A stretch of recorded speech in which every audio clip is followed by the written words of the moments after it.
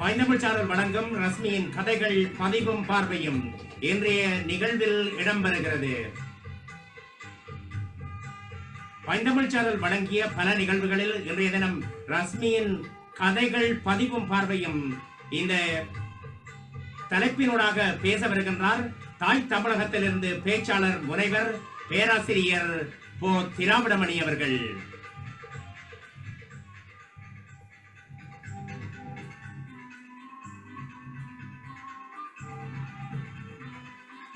தேதி ஜூலை 2025 ஞாயிற்றுக்கிழமை உங்கள் அனைவரையும் சந்திப்பதை இட்டு மட்டற்ற மகிழ்ச்சி அடைகிறோம். நான் உங்கள் அன்பன் ராஜ் குலராஜ்.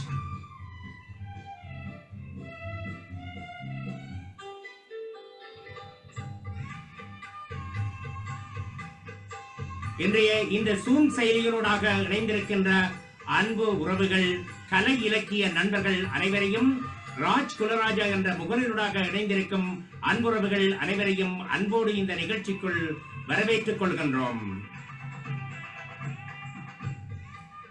அத்தோடு இந்த நிகழ்ச்சியிலே கலந்து சிறப்பிக்கும் எழுத்தாளர், கவிஞர், ஓவியர் ரஸ்மி அவர்களையும் இந்த அரங்குக்குள் அன்போடு அழைத்துக் கொள்கின்றோம்.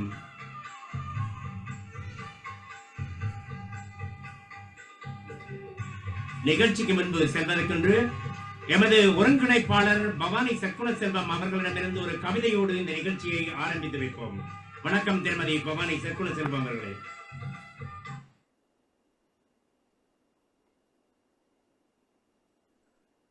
வணக்கம். வணக்கம் அனைவருக்கும் அன்பான வணக்கம். தமிழ் மொழி வாழ்த்து. நாடியில் ஓடும் தமிழே, என் நாதினம் ருசிக்கும் அமுதே, தீந்தமிழ் ஆகிய மொழியே, என் தீச்சுடர் ஆகிய விழியே, பாரதி தந்த கவியால் இப்பார் முழுதொலிக்கும் முரசே, நிகரிணை இல்லா வளத்தால் இந்நிலம் முழுதாள்கிற அரசே, அந்நியம் வந்தால் என்ன, உயிராய் அன்னை தமிழை அணிவோம், தாளினில் தவழும் தமிழே, நின் தாளினை என்றும் பணிவோம், தாளினில் தவழும் தமிழே, நின் தாளினை என்றும் பணிவோம். நன்றி, வணக்கம். நன்றி திருமதி பவானி சற்குண செல்வம் அவர்களே. அதோடு இன்றைய இந்த நிகழ்வில் தொடக்கமாக ரஸ்மி அவர்களின் ஒரு சிறிய குறிப்பொன்று. ரஸ்மியின் கதைகள் பதிவும் பார்வையில் அவரை பற்றிய ஒரு குறிப்புரை. கவிஞர், ஓவியர், எழுத்தாளர் அகமத் முகமது ரஸ்மி இலங்கையின் கிழக்கு கரையோரமான அக்கரைப்பற்றில் பிறந்தவர். 2002 காவு கொள்ளப்பட்ட வாழ்வு முதலாய கவிதைகள், 2005 1000 கிராமங்களை தின்ற ஆடு, 2010 ஈத்தேனின் பாம்புகள் ஆகியவை இதுவரை வெளிவந்த இவரின் கவிதை தொகுப்புகளாகும். வடிவமைப்பு மற்றும் ஓவிய துறைகளில் இவர் மிகுந்த ஈடுபாடு கொண்டுள்ளார். நவீன ஓவியரும் வடிவமைப்பாளருமான இவர் தனது முகநூலில் எழுத்தாளர்களை அற்புதமாக சித்திரங்களாக வரைந்து வெளியிட்டு வருகிறார். சமகால ஈழக் கவிதைகளில் தனித்துவம் மிக்கவர் கவிஞர் ரஸ்மி. ஒரு கவிதை தொகுப்பில் அங்கொன்றும் இங்கொன்றுமாக காண கிடக்கும் ஈழம் குறித்தான பதிவுகளை தரும் கவிஞரிடமிருந்து முற்றிலும் மாறுபட்டு வெளிவருகின்றது ரஸ்மியின் குரல். தன்னிடமிருந்து பிடுங்கப்படுகின்ற வாழ்வை மிகுந்த கோபத்துடன் அவர் சொல்லும் பாங்கு அச்சம் கொள்ள வைக்கிறது. தன்னிடமிருந்து பிடுங்கப்படுகின்ற பிறகு தனக்கு தரப்பட்ட வாழ்வை ஏற்றுக்கொள்ளாமல் அந்த வாழ்வு குறித்த நியாயமாக கோபப்படும் அவரது கவிதைகள் படித்து மீண்டும் மீண்ட பிறகும் வலிக்க வைக்கிறது. இப்படியாக 90களில் இருந்து கவிதைகளை எழுதி வரும் ரஸ்மி அவர்களின் சிறுகதை தொகுப்பு ஒன்று இன்று பைந்தமிழ் சாரலில் திறனாய்வுக்கு கொண்டு வரப்படுகிறது. சற்று நீளமான கவிதைகளை எழுதிய ரஸ்மியினிடம் கதையா கவிதையா என்று எப்படி தீர்மானிக்கிறீர்கள் என்ற கேள்விக்கு அவர் கூறிய பதில், சொல்ல வருவது ஒரு பெரிய ஓவியத்தின் அளவை கொள்ளும் என்று தோன்றும் போது அது கதையின் வடிவத்தை சேர்ந்து கொள்கிறது. ஒரு தெரிப்பு என்று தோன்றும் போது அது கவிதை அளவில் நின்று கொள்கிறது. அண்மை காலமாக சிறுகதைகள் எழுதுவதில் ஆர்வம் காட்டி வரும் அவருடைய முதலாவது சிறுகதை தொகுதி சற்றே பெரிய 8 கதைகள் என்ற பெயரில் கடந்த ஆண்டு காலச்சுவடு பதிப்பகத்தினால் வெளியிடப்பட்டது. இவரின் கதைகள் பற்றி திறனாய்வு செய்வதற்காக இன்று எம்மோடு இணைந்து கொள்கின்றார் தாய் தமிழகத்திலிருந்து பேராசிரியர் முனைவர் போ திராவிடமணி அவர்கள்.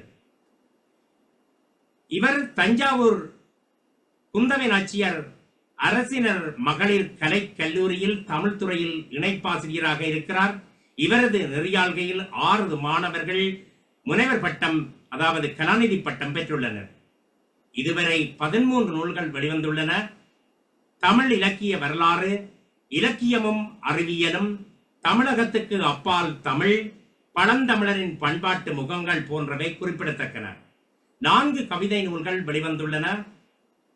அதைவிட இவருக்காக கிடைக்கப்பட்ட விருதுகள் பேராசிரியர் மாமணி, பைந்தமிழ் மாமணி 2022, சொற்சுவை தேனி விருது 2022, சக்தி விருது திருப்பூர் 2025, கல்வி ரத்னா விருது 2025 என்பன குறிப்பிடத்தக்கன. இப்படியான திறமை கொண்ட பேராசிரியர் போ திராவிடமணி அவர்களை இன்றைய இந்த நிகழ்விலே ரஷ்மி அவர்களின் கதைகள் பதிவும் பார்வையும் என்ற தலைப்பினூடாக உரையாற்றுமாறு இந்த அரங்குக்குள் அழைத்துக் கொள்வதில் மற்றற்ற மகிழ்ச்சி அடைகிறேன். வணக்கம் பேராசிரியர் முனைவர் போ திராவிடமணி அவர்களே. வணக்கம், அனைவருக்கும் வணக்கம். பைந்தமிழ் சாரலில் ரஷ்மியின் கதைகள் பதிவும் பார்வையும் எனும் தலைப்பில் ரஷ்மியின் கதையாடல் குறித்து ஒரு சில செய்திகளை பகிர்ந்து கொள்வதில் பெருமகிழ்ச்சி அடைகின்றேன். இந்நிகழ்வின் ஒருங்கிணைப்பாளர் பவானி அவர்களுக்கும், இந்நிகழ்வை நேர்த்தியாக நெறியாள்கை செய்து கொண்டிருக்கக்கூடிய ராஜ்குலராஜ் அவர்களுக்கும், இந்நிகழ்வில் கலந்து கொண்டிருக்கக்கூடிய தோழர் ரஷ்மி அவர்களுக்கும், மேலும் இந்நிகழ்வில் கலந்து கொண்டுள்ள அத்துணை அன்பு நெஞ்சங்களுக்கும் நன்றி கலந்த வணக்கத்தை தெரிவித்துக் கொள்கின்றேன். நமக்கு வரம் கிடைக்க வேண்டும் என்பதற்காக யாரோ செய்த தவம் புத்தகம் என்பார்கள். நமக்கு வரம் கிடைக்க வேண்டும் என்பதற்காக யாரோ செய்த தவம் புத்தகம் என்பார்கள். அவ்வகையிலே இன்று ரஷ்மியின் சற்றே பெரிய கதைகளின் புத்தகம் எனும் சிறுகதை தொகுப்பில் உள்ள கதைகள் குறித்து எனது பார்வையில் உணர்ந்த செய்திகளை உங்களோடு பகிர்ந்து கொள்கின்றேன். நூல் சற்றே பெரிய கதைகளின் புத்தகம். ஆசிரியர் ரஷ்மி. வெளியீடு காலச்சுவடு வெளியீடு. விலை 270. இதுல மொத்தம் 8 கதைகள் இடம்பெற்றிருக்கு. ஓவியராகவும் நூல் வடிவமைப்பாளராகவும் கவிஞராகவும் அறியப்பட்ட ரஷ்மி இத்தொகுப்பின் மூலம் கதாசிரியராகவும் தன்னை வளர்த்தெடுத்திருக்கிறார். சிறந்த ஓவியர். ஏராளமான நூல்களுக்கு தனித்துவமான அட்டைப்படங்களை அழகியலுடன் வடிவமைத்து கொடுத்தவர். என்னுடைய தமிழகத்துக்கு அப்பால் தமிழ் என்னும் நூலுக்கும் ரஷ்மியின் கலைவண்ணத்தால் ஆன அட்டைப்படம் கிடைத்ததை பெருமிதமாகவே நான் உணர்கின்றேன். இதுவரை ரஷ்மி 5 கவிதை தொகுப்புகளை வெளியிட்டுள்ளார். காவு கொடுக்கப்பட்ட வாழ்வு, 1000 கிராமங்களை தின்ற ஆடு, ஈதேனின் பாம்புகள், தனது பெயரை மறந்து போனது, அடைவு காலத்தின் பாடல்கள் என்பன அவை. பொதுவாக ரஷ்மியை புதுமை விரும்பி அப்படின்னு நம்ம சொல்லலாம். ஏன்னு சொன்னா அவங்களுடைய படைப்புகள் அது கவிதையானாலும் சரி, ஓவியமானாலும் சரி, கதையானாலும் சரி, எல்லாவற்றிலுமே ஒரு தனித்துவத்தோட இருக்கணும், நம்மளுடைய தனித்துவத்தோட இருக்கணும் அப்படிங்கிறத அவங்களுடைய படைப்புகள்ல நாம காண முடியும். என்னால அதை உணர முடிஞ்சுது. அப்படி பார்க்கும்போது பாத்தீங்க அப்படின்னா இந்த கதைக்கான தலைப்பு, அந்த நூலுக்கான பெயர், இந்த சிறுகதை தொகுப்புக்கான பெயர் எப்படி கொடுத்திருக்காங்க அப்படின்னு பாத்தீங்கன்னா சற்றே பெரிய கதைகளின் புத்தகம் அப்படின்னு கொடுத்திருக்காங்க. இதுல மொத்தம் 8 கதைகள் இருக்கு, 200 பக்கங்கள் இருக்கு. இப்ப இதை வச்சே நாம எப்படி உணர்ந்துக்கலாம் அப்படின்னு சொன்னா, இந்த புத்தகத்துக்கு எப்படி அவங்க பெயரை பொருத்தப்பாடோட வச்சிருக்காங்க அப்படிங்கிறத என்னால உணர்ந்துக்க முடியுது. அதே போல கதை மாந்தர்களுக்கு பெயர் சூட்டுவதிலையும் ரஷ்மி ஒரு தனித்துவமானவராக இருக்கிறத என்னால பார்க்க முடிந்தது. இப்போ ஜா அப்படின்னு சொல்லிட்டு ஒரு கதை. அந்த கதையினுடைய நாயகியினுடைய பெயர் ஜா. அவளுடைய கணவன், அதாவது அவருடைய காதலனுடைய பெயர் ரோ. வளர்ப்பு மகள் 2 பேர் இருக்காங்க. அதுல ஒருத்தி பேரு ஹ, ஒருத்தியோட பேரு ஹே. அதுக்கு பிறகு அவங்களுக்கு வீடு பார்த்து கொடுக்கக்கூடிய அந்த தரகருடைய பெயர், அவர் பார்த்தீங்கன்னா அது பே. அதுக்கு பிறகு அவருடைய நண்பராக இருக்கக்கூடிய கதை சொல்லியினுடைய பேர் ர. இப்படி ஒரு இந்த நூல்ல மட்டும் கிடையாது, இன்னும் வந்துட்டு இன்னும் இந்த இந்த கதையில மட்டும் கிடையாது, இன்னும் சில கதைகள்லையும் பாத்தீங்க அப்படின்னாக்க பெயரினுடைய முதல் எழுத்து போல ஒவ்வொரு கதாபாத்திரத்தினுடைய பெயரையும் அவர் சூட்டியிருப்பாரு. அந்த ஒரு எழுத்தை தான் கொடுத்திருப்பாரு. அதுவே வந்து இந்த அவருடைய தனித்தன்மையை அதுலயும் என்னால பார்க்க முடிந்ததை நான் அந்த இடத்துல பதிவு செய்யறேன். அடுத்து பாத்தீங்க அப்படின்னு சொன்னா, இன்னும் சில இருக்கக்கூடிய கதாபாத்திரங்களுடைய பேர் கூட ரொம்ப வித்தியாசமா இருந்தது எனக்கு. முடின்னு ஒரு கதாபாத்திரம், அடுத்து வந்து வாத்தி, பெண்ணாள், மாத்தையா அப்படின்னு சொல்லிட்டு இந்த கதாபாத்திரங்கள் கூட அந்த கேரக்டர், அவர் என்ன பணியில இருந்தாரோ அதே பெயரையே அவங்களுக்கு சொல்றது. அதுக்கப்புறம் முடிங்கிற பேர்லாம் பார்க்கும் பொழுது எனக்கு ரொம்ப அது ஒரு வேறுபட்ட ஒரு வித்தியாசமா எனக்கு அந்த பெயர் சூட்டி இருக்கிறதே ஒரு தனித்துவமா இருந்ததை என்னால உணர முடிஞ்சது. அதுக்கு பிறகு பாத்தீங்க அப்படின்னு சொன்னா, இந்த மாதிரி கதைகளுடைய அத்தியாயம், பொதுவா சிறுகதைகள் பாத்தீங்க அப்படின்னு சொன்னா, நாம சிறுகதைகள் வந்து இப்படித்தான் இருக்கணும்னு ஒரு வரையறையெல்லாம் துல்லியமாக சொல்ல முடியாது. ஏன்னா அது வந்து எழுதக்கூடியவர்களுடைய அந்த மனப்போக்கை பொறுத்துதான் அந்த கதைகள் அமையும். பெரும்பாலும் ரஷ்மியினுடைய கதைகள் பாத்தீங்க அப்படின்னு சொன்னா, ஜெயமோகனுடைய கதைகளை போல எல்லாமே வந்து சற்று பெரிய கதைகளா தான் எல்லாமே இருக்கிறத நான் பார்த்தேன். அது மட்டும் இல்லாம வந்து நாவல், குறுநாவல் இந்த மாதிரி இருக்கக்கூடியதுல தான் பாத்தீங்கன்னா இந்த அத்தியாயம் பிரிக்கிறத நம்மளால பார்க்க முடியும். ஆனா இங்க பாத்தீங்க அப்படின்னு சொன்னா, ரஷ்மி வந்து அவங்களுடைய கதைகள்லயே பாத்தீங்க, சிறுகதைகள்லயே பாத்தீங்கன்னா அந்த அத்தியாயத்தை வந்து பிரிச்சு கொடுத்திருப்பாங்க. அது வந்து ஒரு தனித்துவமா இருந்துச்சு. ஒவ்வொரு கதையும் பாத்தீங்கன்னா ஒரு 10 அத்தியாயம், ஒரு 12 அத்தியாயம் அப்படி வந்துட்டு அத்தியாயமாக அது பிரிக்கப்பட்டதையும் என்னால பார்க்க முடிஞ்சது. அதுக்கு பிறகு பாத்தீங்க அப்படின்னு சொன்னா, பொதுவா வந்து புனைகதை அப்படிங்கிறதுனா அது வந்து தனியா வந்து புனையப்படுவது கிடையாது. இப்ப நாம வந்து ஒண்ணு நமக்கு நடந்த அனுபவமா இருக்கணும், அல்லது நாம பார்த்த அந்த அனுபவத்தை உள்வாங்கின ஒரு இதை தான் படைப்பாளன் என்ன செய்வான்னா படைப்பாக அதை கொண்டு வர முடியும். இப்ப வந்து நான் ஒரு படைப்பை தரேன்னா அது என்னுடைய அனுபவமாக இருக்கலாம், இல்ல பிறருடைய அனுபவத்தை நாம பார்த்து உள்வாங்கி எடுத்து அதை வந்து நம்ம கதையாக கொடுக்க முடியும். அப்படி பார்க்கும்போது நம்ம படைப்பாளன் வந்து எதையும் முழுக்க முழுக்க புனைந்துரையாக அது கொடுக்கறது இல்ல. பீட்டர் லாமார்க் சொல்லுவாரு, புனைகதை என்பது எதுவாயினும் மனிதனால் தயாரிக்கப்பட்டது, உண்மையும் மனிதனால் தயாரிக்கப்பட்டது, உண்மை என்பது புனைகதையில் வாழும் ஒரு உயிரி அப்படின்னு சொல்லிட்டு அவர் குறிப்பிடுவாரு.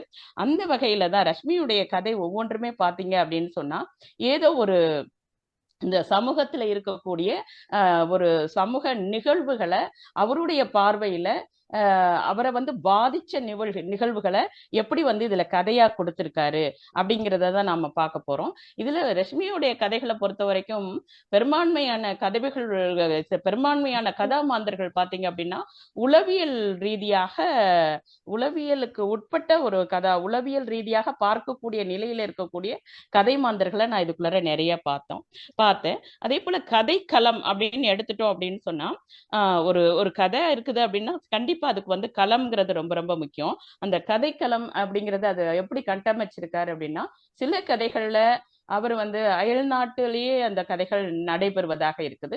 சில கதைகள் பாத்தீங்கன்னா தாயகத்திலையும் நடைபெறுது, அதனுடைய தொடர்ச்சியை நம்ம எங்க பார்க்க முடியுதுன்னா அயலகத்திலையும் நாம பார்க்க முடியுது. இப்ப உத்தின்னு பார்க்கும்போது பெரும்பான்மையான கதைகள்ல அந்த பின்னோக்கு உத்திகள் வந்து அவர் நிறைய கையாண்டிருக்கிறத பார்க்க முடியுது. பிளாஷ்பேக் அப்படின்னு சொல்றோம் இல்லையா, அந்த மாதிரி வந்து கதைகள்ல வந்து நிறைய உத்தி முறைகள்ல அதையும் பார்க்க முடிகிறது.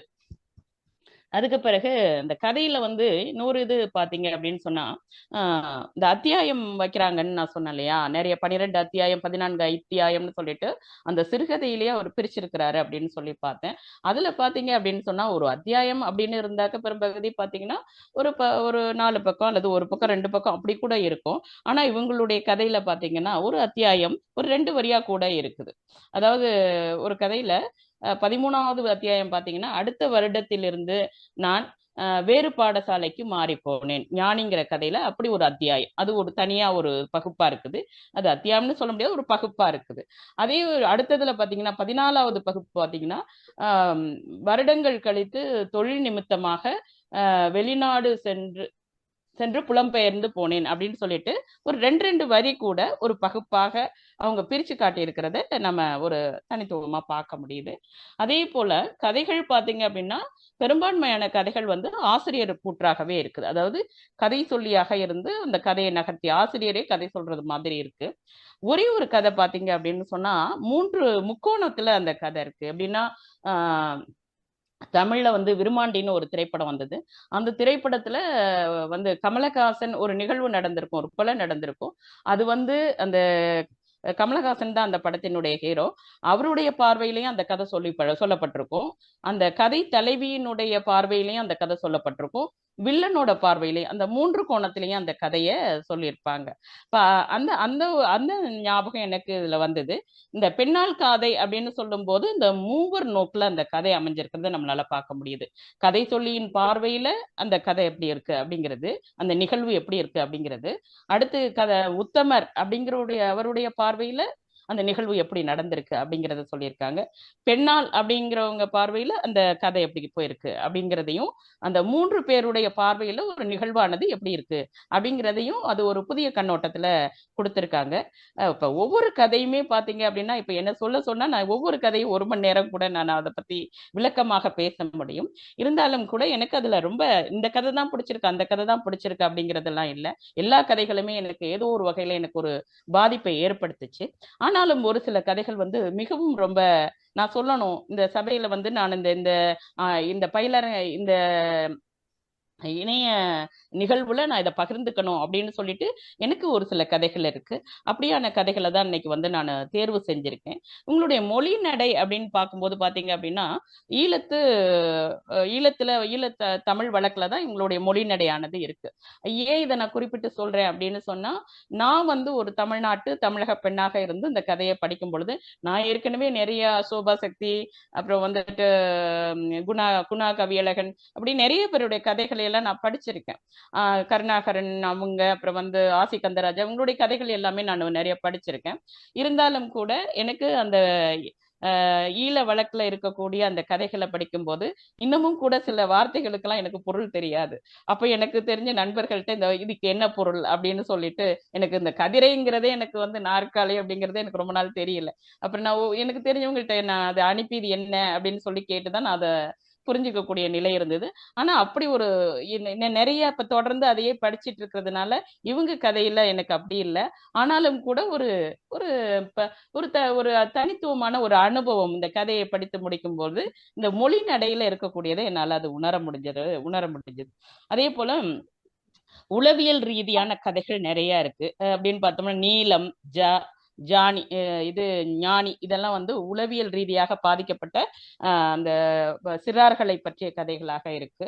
கூடா காதலை பற்றி 2 கதைகள் பேசுது. மேரி மத்திலேனும் தீர்க்கதரிசியும்.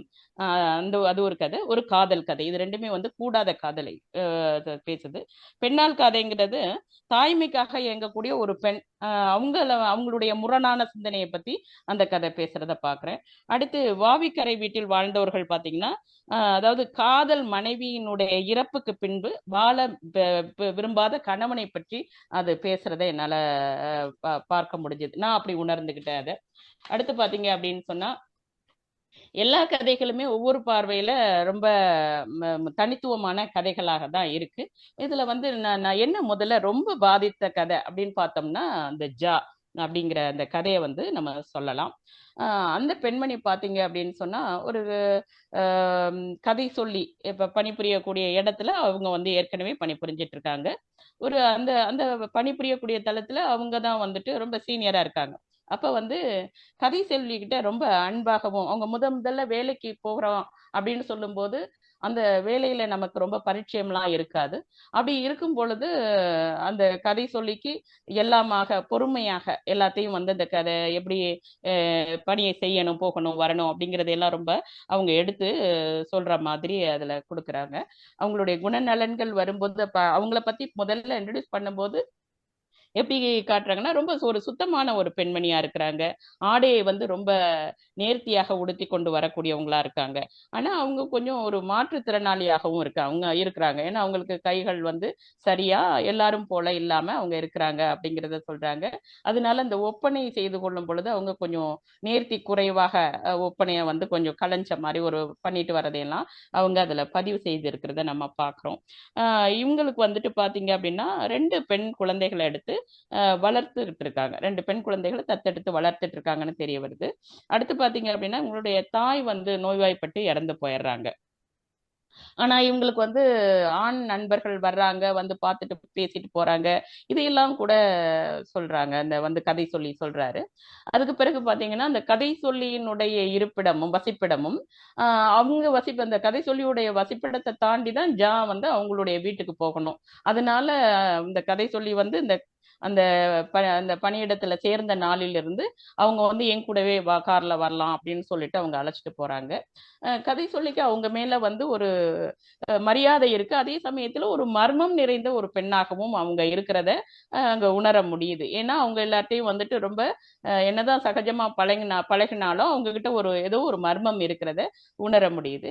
இப்படியே நாட்கள் போய்கிட்டே இருக்கு. போயிட்டு இருக்கும்போது ஒரு நாள் வந்து நல்ல மழை பெய்யுது. அப்ப ஒரு இரவு நேரம் வேலையை முடிச்சுட்டு அவங்க போறாங்க. போகும் பொழுது பாத்தீங்க அப்படின்னு சொன்னா 2 பேரும் கார்ல போயிட்டு இருக்காங்க. எப்போதுமே கார்ல போகும்போது பாத்தீங்கன்னாக்க இந்த இந்த சிகரெட் இதெல்லாம் வந்து பத்த வச்சு அவங்களுடைய வாயில பொருத்தி விடுறது இந்த மாதிரி எல்லாம் கூட கதை சொல்லி செய்வாரு. அதையும் அவங்க ரொம்ப இயல்பா எடுத்துக்குவாங்க. 2 பேரும் கார்ல பயணிக்கிறவங்க தான்.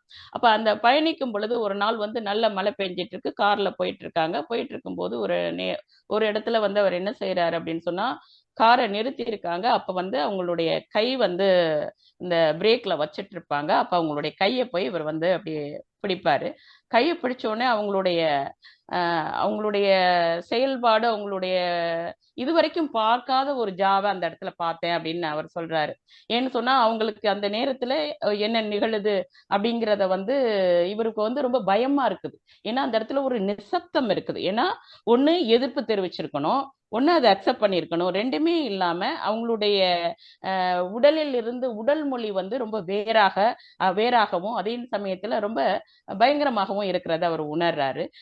இவருக்கு வந்து ரொம்ப வேர்த்து கொட்டுது. நம்ம செய்ய முடியாத ஏதோ செய்யக்கூடாத ஒரு காரியத்தை நம்ம செஞ்சிட்டோமா, ஐயோ நம்ம இது நாள் வரைக்கும் இவங்களோட எப்படி ஒரு புனிதமான ஒரு உறவுல போயிட்டு இருந்தோம், நாம ஏன் அவங்க கையை தொட்டோம் அப்படின்னு சொல்லிட்டு இவரும் ரொம்ப மனசளவுல ரொம்ப வேதனைப்பட்டு உட்கார்ந்துருக்காரு. அப்படி உட்கார்ந்துருக்கும் போதுதான் அவங்க வந்து கொஞ்ச நேரம் ஆகுது. கொஞ்ச நேரம் ஆகிறதுக்கு பிற்பாடு அவங்க வந்து அவங்களுடைய வாழ்க்கையில நடந்ததை அவங்க சொல்றாங்க.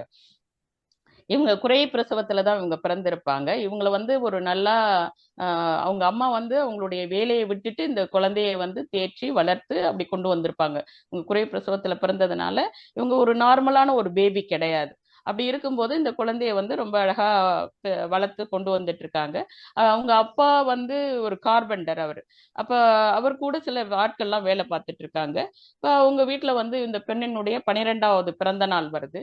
அப்படி பிறந்த நாள் வரும் பொழுது எல்லாருக்கும் பாத்தீங்க அப்படின்னாக்க கறி வந்து மது இப்படியெல்லாம் பரிமாறப்பட்டு எல்லாரும் மியூசிக் ஒரு பக்கம் ஓடிட்டு இருக்கு. எல்லாரும் ரொம்ப இந்த குழந்தையினுடைய பிறந்த நாளை எல்லாரும் கொண்டாடி ரொம்ப உற்சாகமா எல்லாம் கொண்டாடிட்டு இருக்காங்க. அந்த நேரத்துல பாத்தீங்க அப்படின்னு சொன்னா இந்த பெண்ணுக்கு வந்துட்டு அவங்களோட வந்து மிங்கிள் ஆகி ரொம்ப நேரம் இருக்க முடியல. அப்ப போய் படுக்கலாம் அப்படின்னு நினைக்கிறா. அம்மாட்ட சொல்லும் போது அவங்க அம்மா என்ன செய்யறாங்க, படுக்கையெல்லாம் விரிச்சு கொடுக்குறாங்க. இதை வந்து ஒருத்தர் வந்து அவங்க மாமா பேன்னு தான் குறிப்பிடுறாங்க. ஒரு மாமான்னா ஒரு அவங்க அப்பாவுடைய அந்த பணியிடத்துல வேலை பார்க்கக்கூடியவர். இதை வந்து அவர் கவனிச்சுட்டே இருக்காரு. இந்த பெண் வந்து படுக்கையிலன்னா இவளால படுக்கவும் முடியல. அப்ப வந்து என்ன செய்யறா அப்படின்னு சொன்னா ஜன்னல் வழியாக என்ன நடக்குது அப்படிங்கிறத பாக்குறா. அப்படி பார்த்துட்டே இருக்கும்போது எல்லாரும் பாத்தீங்கன்னா இந்த பெண்ணை பத்தின கவலை யாருக்குமே இல்லை. எல்லாருமே அந்த பார்ட்டியில ரொம்ப மகிழ்ச்சியா இருக்கிறதுலயே தன்னுடைய கவனத்தை எல்லாம் செலுத்திட்டு இருக்காங்க. அப்ப அவ வந்து படுத்திருக்கும் பொழுது ஒரு கொடிய கனவை ஒண்ணு கண்ட மாதிரி நினைக்கிறா. அதுதான் அப்ப பாத்தீங்கன்னா அந்த பேய்ங்கிறவர் பாத்தீங்க அப்படின்னா அந்த பொண்ணை வந்து பாலியல் வன்கொடுமை அவர் வந்து செஞ்சிடறாரு. தொடக்கத்துல இந்த பெண் வந்து கனவாக இருக்குமோன்னு நினைக்கிறா. அதுக்கு பிறகுதான் பார்த்தா தெரியுது அவ வந்து நிஜமாகவே வந்து அவள் வந்து பாலியல் வல்லுறவுக்கு ஆட்பட்டு இருக்கிறா அப்படிங்கிறத அவளால உணர முடியுது. அதுக்கு பிறகு பாத்தீங்கன்னா அந்த பெண் வந்து பாலியல் வல்லுறவுக்கு உட்பட்டு ரொம்ப அவளுடைய உடல் சிதைந்து அப்படி ரொம்ப ரொம்ப ஒரு மாதிரியா இருக்கு. அதுக்கு பிறகு மருத்துவமனையில கொண்டு போய் சேர்த்து அந்த பெண்ணை வந்து காப்பாத்தி கொண்டு வர்றதே ரொம்ப கடினமா இருக்குது. இதுக்கிடையில வந்து மருத்துவமனையில கொண்டு சேர்த்தது மட்டும் இல்லாம அந்த பெண்ணை வந்து பெண்ணுக்காக கேட்கப்பட்ட அதாவது ம், ஒரு மத்தவங்க வந்து என்ன நடந்தது ஏது நடந்ததுன்னு அது தொடர்பாக அந்த கேட்கக்கூடிய கேள்விகள்ங்கிறது எனக்கு அந்த பெண்ணுக்கு வந்து மனதளவுல மிகப்பெரிய ஒரு பாதிப்பை ஏற்படுத்தியிருக்கு. இப்ப அதனால அந்த பாதிப்பு அந்த சின்ன வயதுல ஒரு 12 வயதுல அந்த பெண் குழந்தைக்கு நடந்த அந்த பாலியல் வன்கொடுமை என்பது அந்த பெண் 60-70 வயதான பிறகும் அவளை தொடர்ந்து வாழ்நாள் முழுவதும் அந்த கொடூரமான ஒரு நிகழ்வானது அவளை உளவியல் ரீதியாக பாதித்து எந்த ஒரு ஆண்கிட்ட எல்லாம் பேசுவாங்க எல்லாம் பண்ணுவாங்க. ஆனா ஒரு கட்டத்துக்கு மேல அவங்க எல்லாம் மூவ் ஆன் ஆக முடியாது. அப்ப அத கூட அவங்க வந்து தன்னுடைய நண்பனாகிய அந்த கதை சொல்லிட்டு சொல்லுவாங்க. நான் நிறைய பேரோட நான் பேசுறதெல்லாம் நீ பார்த்திருக்கல்ல. ஆனா அவங்க யாருமே வந்துட்டு என்னோட சண்டை போட்டுட்டு பிரிஞ்சு போனவங்களே கிடையாது எல்லாருமே.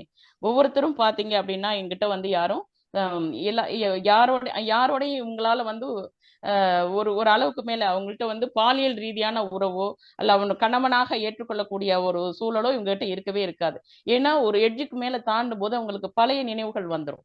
அந்த பாலியல் வன்கொடுமை செய்யப்பட்ட அந்த நிகழ்வு வந்து அவங்களுடைய மனசுல அப்படியே ரணமா அது பதிஞ்சிருக்கிறதுனால அந்த அவங்களால வந்து எந்த ஒரு பாய் ஃப்ரெண்டோடையும் ஒரு ஒரு லிமிட்டுக்கு மேல அவங்களால தாண்ட முடியறது இல்ல. அதனாலேயே அவங்க எல்லாருமே வந்து பிரிஞ்சு போயிருப்பாங்க அப்படிங்கறதையெல்லாம் அந்த இடத்துல வந்துட்டு பதிவு பண்ணுவாங்க. உன்னை எனக்கு ரொம்ப பிடிக்கும். நான் என்னுடைய கதையை வந்து நான் யாருக்கிட்டையுமே சொல்லல. யார்கிட்டயுமே நான் சொல்லவும் விரும்பல. ஏன்னா என்னை யாரு பார்த்தாலுமே வந்துட்டு என்னை வந்து ஒரு இரக்கமாவோ பாவமாவோ அப்படி பாக்குறதெல்லாம் எனக்கு பிடிக்காது. அதனால நான் என்னுடைய கதையை நான் யார்கிட்டயுமே பகிர்ந்தது கிடையாது. உங்ககிட்ட தான் நான் வந்து இதை நான் என்னுடைய கதையை பகிர்ந்துக்கிறேன் அப்படின்னு சொல்லிட்டு அவங்க சொல்லுவாங்க. அது மட்டும் இல்லாம 2 பெண் குழந்தையை இவங்க வளர்க்குறாங்க இல்லையா. அப்ப அந்த பெண் குழந்தைய வந்து ஒரு பாய் ஃப்ரெண்ட் என் வீடு வரைக்கும் வர்றான் அப்படின்னு சொன்னா இவங்க வீட்டுக்கு கூப்பிடுவாங்க. கூப்பிட்டு விருந்தெல்லாம் கொடுத்திருக்காங்க. அப்ப கொடுக்க வரும் பொழுது தன்னுடைய பிள்ளைகள் இருக்காங்களே 2 பெண் குழந்தைங்களும் அந்த 2 பெண் குழந்தைகளையும் வீட்டுக்குள்ளார வச்சு பூட்டி ஒரு அறையில வச்சு கதவை சாத்திட்டு அவங்க 2 பேருக்கும் ஒரு பாதுகாவலாக நான் அந்த இடத்துலயே இருந்துகிட்டு இருப்பேன் அப்படின்னு சொல்றாங்க. அப்ப எந்த அளவுக்கு அந்த பெண்ணினுடைய மனதுல அந்த பாலியல் வன்கொடுமையால பாதிக்கப்பட்ட அந்த உணர்வுங்கிறது எந்த அளவுக்கு அவங்க உளவியல் ரீதியா அவங்களுக்கு பாதிச்சிருக்கு அப்படிங்கிற அந்த கதையை வந்து இதுல வந்து நம்மளால புரிஞ்சுக்க முடியுது. அந்த அந்த உணர்வை வந்து நம்மளால புரிஞ்சுக்க முடியுது. இப்ப கொஞ்ச நாள் ஒரு 6 ஆண்டுக்கு பிறகு என்ன ஆகுது அப்படின்னு சொன்னா என்ன செய்யறாங்கன்னா என்னுடைய சொந்த ஊருக்கே நான் போறேன். அவங்களுடைய ஊரை பத்தி கூட சொல்லும் போது அந்த ஊரை கூட இசுன்னு தான் குறிப்பிடுறாங்க. வந்து கதை சொல்லி பாத்தீங்க அப்படின்னு சொன்ன அந்த ரஷ்மி பாத்தீங்க அப்படின்னா அவங்க எந்த ஊர்ல இருந்து வந்தவங்க அப்படின்னு சொல்லும் போது கூட அது வந்து இந்த ஊருன்னு சொல்லல. இது அவங்களுடைய பூர்வீகம் வந்து அதாவது மேற்கு ஐரோப்பாவில் உள்ள 800 கிராமங்கள் 800 சிறிய தீவுகள் அடங்கிய ஒரு நாடு. அதுல இருக்கக்கூடிய ஒரு ஊர் தான் அது அப்படின்னு சொல்லிட்டு அவங்க குறிப்பிட்டிருப்பாங்க. அப்ப அந்த திரும்ப நான் எங்க ஊருக்கே போறேன்னு சொல்லிட்டு போயிடுவாங்க. திரும்ப ஒரு நாள் பாத்தீங்கன்னா இவங்களுக்குள்ள ஒரு தகவல் இது ரொம்ப நாள் கழிச்சு பாத்தீங்க அப்படின்னாக்கா அவங்க வந்து கால் பண்ணுவாங்க. அந்த மாதிரி கால் பண்ணி அவங்களுடைய பெண்ணுக்கெல்லாம் திருமணம் எல்லாம் முடிஞ்சிருக்கும். அப்ப ஒரு பெண்ணுக்கு வந்துட்டு திருமணமாகி விவாகரத்து ஆயிருக்கும். அவங்களுக்கு ஒரு பெண் குழந்தை இருக்கும். அப்ப அந்த குழந்தையோட அவங்க வந்து தங்குறதுக்கு ஏற்கனவே அப்படிங்கிற ஒரு என்ன பண்ணியிருப்பாருன்னா இவங்களுக்கு வீடெல்லாம் அரேஞ்ச் பண்ணி கொடுத்திருப்பாங்க. அப்ப அவர் எங்க இருக்காரு என்னன்னு அவருடைய விலாசத்தை இதெல்லாம் கேட்கறதுக்காக கால் பண்ணியிருப்பாங்க. அப்ப கால் பண்ணும் போதே அவங்க சொல்லுவாங்க என்னுடைய மகள் வந்து அவங்களுடைய மகளோட இருக்கிறா, அவ பாதுகாப்பா இருக்கணும் அப்படின்லாம் அவங்க பேசிக்கிட்டே வரும்போது என்ன ஆயிடும் அப்படின்னு சொன்னா அந்த பழைய நிகழ்வு அவங்களுக்கு நினைவுக்கு வந்துடும். அந்த 12 வயசுல நடந்த அந்த இன்சிடென்ட் நினைவுக்கு வந்துடும். அந்த கதை முடியும் போது பாத்தீங்கன்னா மறுமுனையில இருப்பாங்க. இந்த முனையில வந்து அவங்களுடைய நண்பர் அதாவது கதை சொல்லி இருப்பாரு. அவரை அப்படின்னு சொல்லி குறிப்பிடுறாங்க. இப்ப அவங்க இருப்பாங்க. அவங்க வந்து ஜான்னு கூப்பிடுறதோடய அந்த இது முடிஞ்சிருக்கும். ஏன்னு சொன்னா அந்த அந்த இடத்துலயும் பாத்தீங்கன்னா அந்த அந்த பழைய நிகழ்வு வந்துச்சுன்னா தன்னையே மறந்த நிலையில அவங்களுடைய உடல் நடுங்கிறது, உடலெல்லாம் வேர்த்து ஊற்றி ஒரு மாதிரி ஒரு நர்வ்னஸ், ரொம்ப உடலெல்லாம் பாதிக்கப்பட்ட நிலைக்கு அவங்க ஆயிடுறாங்க. இப்போ அதை தான் இந்த கதையில வந்து அவர் வந்து கதை சொல்லி வந்து ரஷ்மி வந்து பதிவு பண்ணியிருக்காங்க. இது ஒரு கதையா நம்மளால கடந்து போக முடியல. ஒரு கதையா படிக்கும் பொழுது பாத்தீங்கன்னா இன்னைக்கும் நமக்கு பாத்தீங்கன்னா எத்தனையோ சிறார்கள் வந்து பாலியல் வன்கொடுமைகளுக்கு ஆளாகி எத்தனையோ சிறார்கள் வர்றாங்க. இதை நம்ம வந்து ஒரு செய்தியாக கடந்து போறோம்.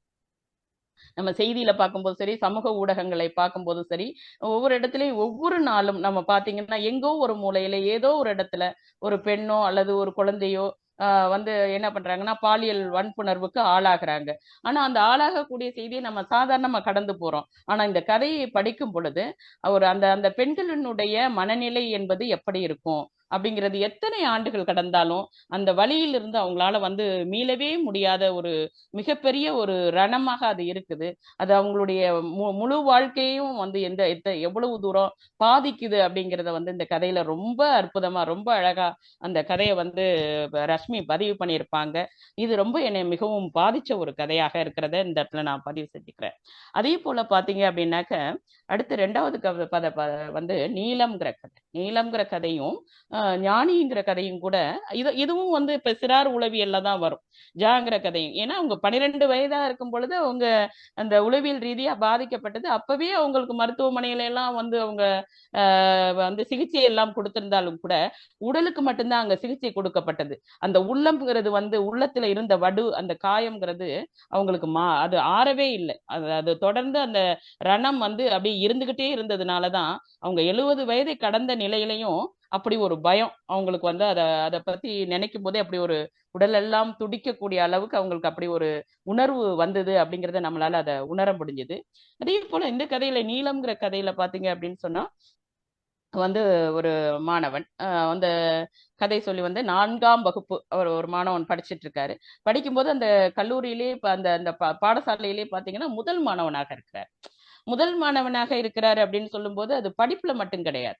படிப்பு சார்ந்து நமக்கு தெரியும் சில சில வகுப்புகள்ல எல்லாம் பாத்தீங்கன்னா எல்லாத்துலயுமே வந்து ரொம்ப டேலண்டா ஒரு பிள்ளை இருக்கும். அது மாதிரி இருக்கக்கூடிய ஒரு மாணவன் தான் எல்லா துறைகளிலும் வல்லவனாக விளங்கக்கூடிய ஒரு மாணவன். விளையாட்டா இருக்கட்டும், கலையா இருக்கட்டும், நடனமா இருக்கட்டும், இப்படி எல்லாத்துலயும் வந்து ஒரு திறன்மிக்க ஒரு மாணவனாக இருக்கிறான்.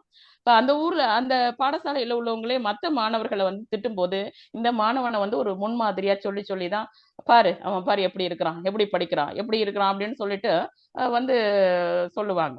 அப்படி சொல்லும்போது மற்ற மாணவர்களுக்கு இந்த மாணவன் மீது பொறாமையும் ஒரு மாதிரி பிடிக்காத ஒரு தன்மையும், ஏன்னா ரோல் மாடலா இருக்காரு இல்லையா, எப்ப பார்த்தாலும் இந்த பையனையே வந்து சொல்லி சொல்லி சான்றா சொல்றாங்க இல்லையா, அதனால அப்படி ஒரு கோவத்தோடய அந்த மாணவர்கள்லாம் இருப்பாங்க. அப்படியே நாட்கள் போயிட்டு இருக்கும்போது இவங்க வீட்டுக்கு பக்கத்துல ஒருத்தர் இருக்காரு. அவர் பேர் வந்துட்டு ஒரு பேர்ல சரி ஒருத்தர் அவர் மாத்தையா. மாத்தையா, கரெக்ட். மாத்தையா, அவங்க வீட்டுக்கு பக்கத்துல மாத்தையான ஒருத்தர் இருக்காரு. அவரும் பாத்தீங்கன்னா ரொம்ப மோசமான மனிதர்லாம் கிடையாது. அவரும் ஒரு நல்ல மனிதர் தான். அவர் வந்து என்ன செய்யறாருன்னா ஒரு நாள் வந்துட்டு ஒரு மருந்து கடைக்கு போறாரு. அங்க போயிட்டு வந்து ஆண்மை விருத்தி மாத்திரை, அவர் மாத்திரை வாங்கும்போது ஒரு மாத்திரையோட சேர்த்து ஒரு ஆண்மை விருத்தி மாத்திரையும் அதை வாங்குறாரு.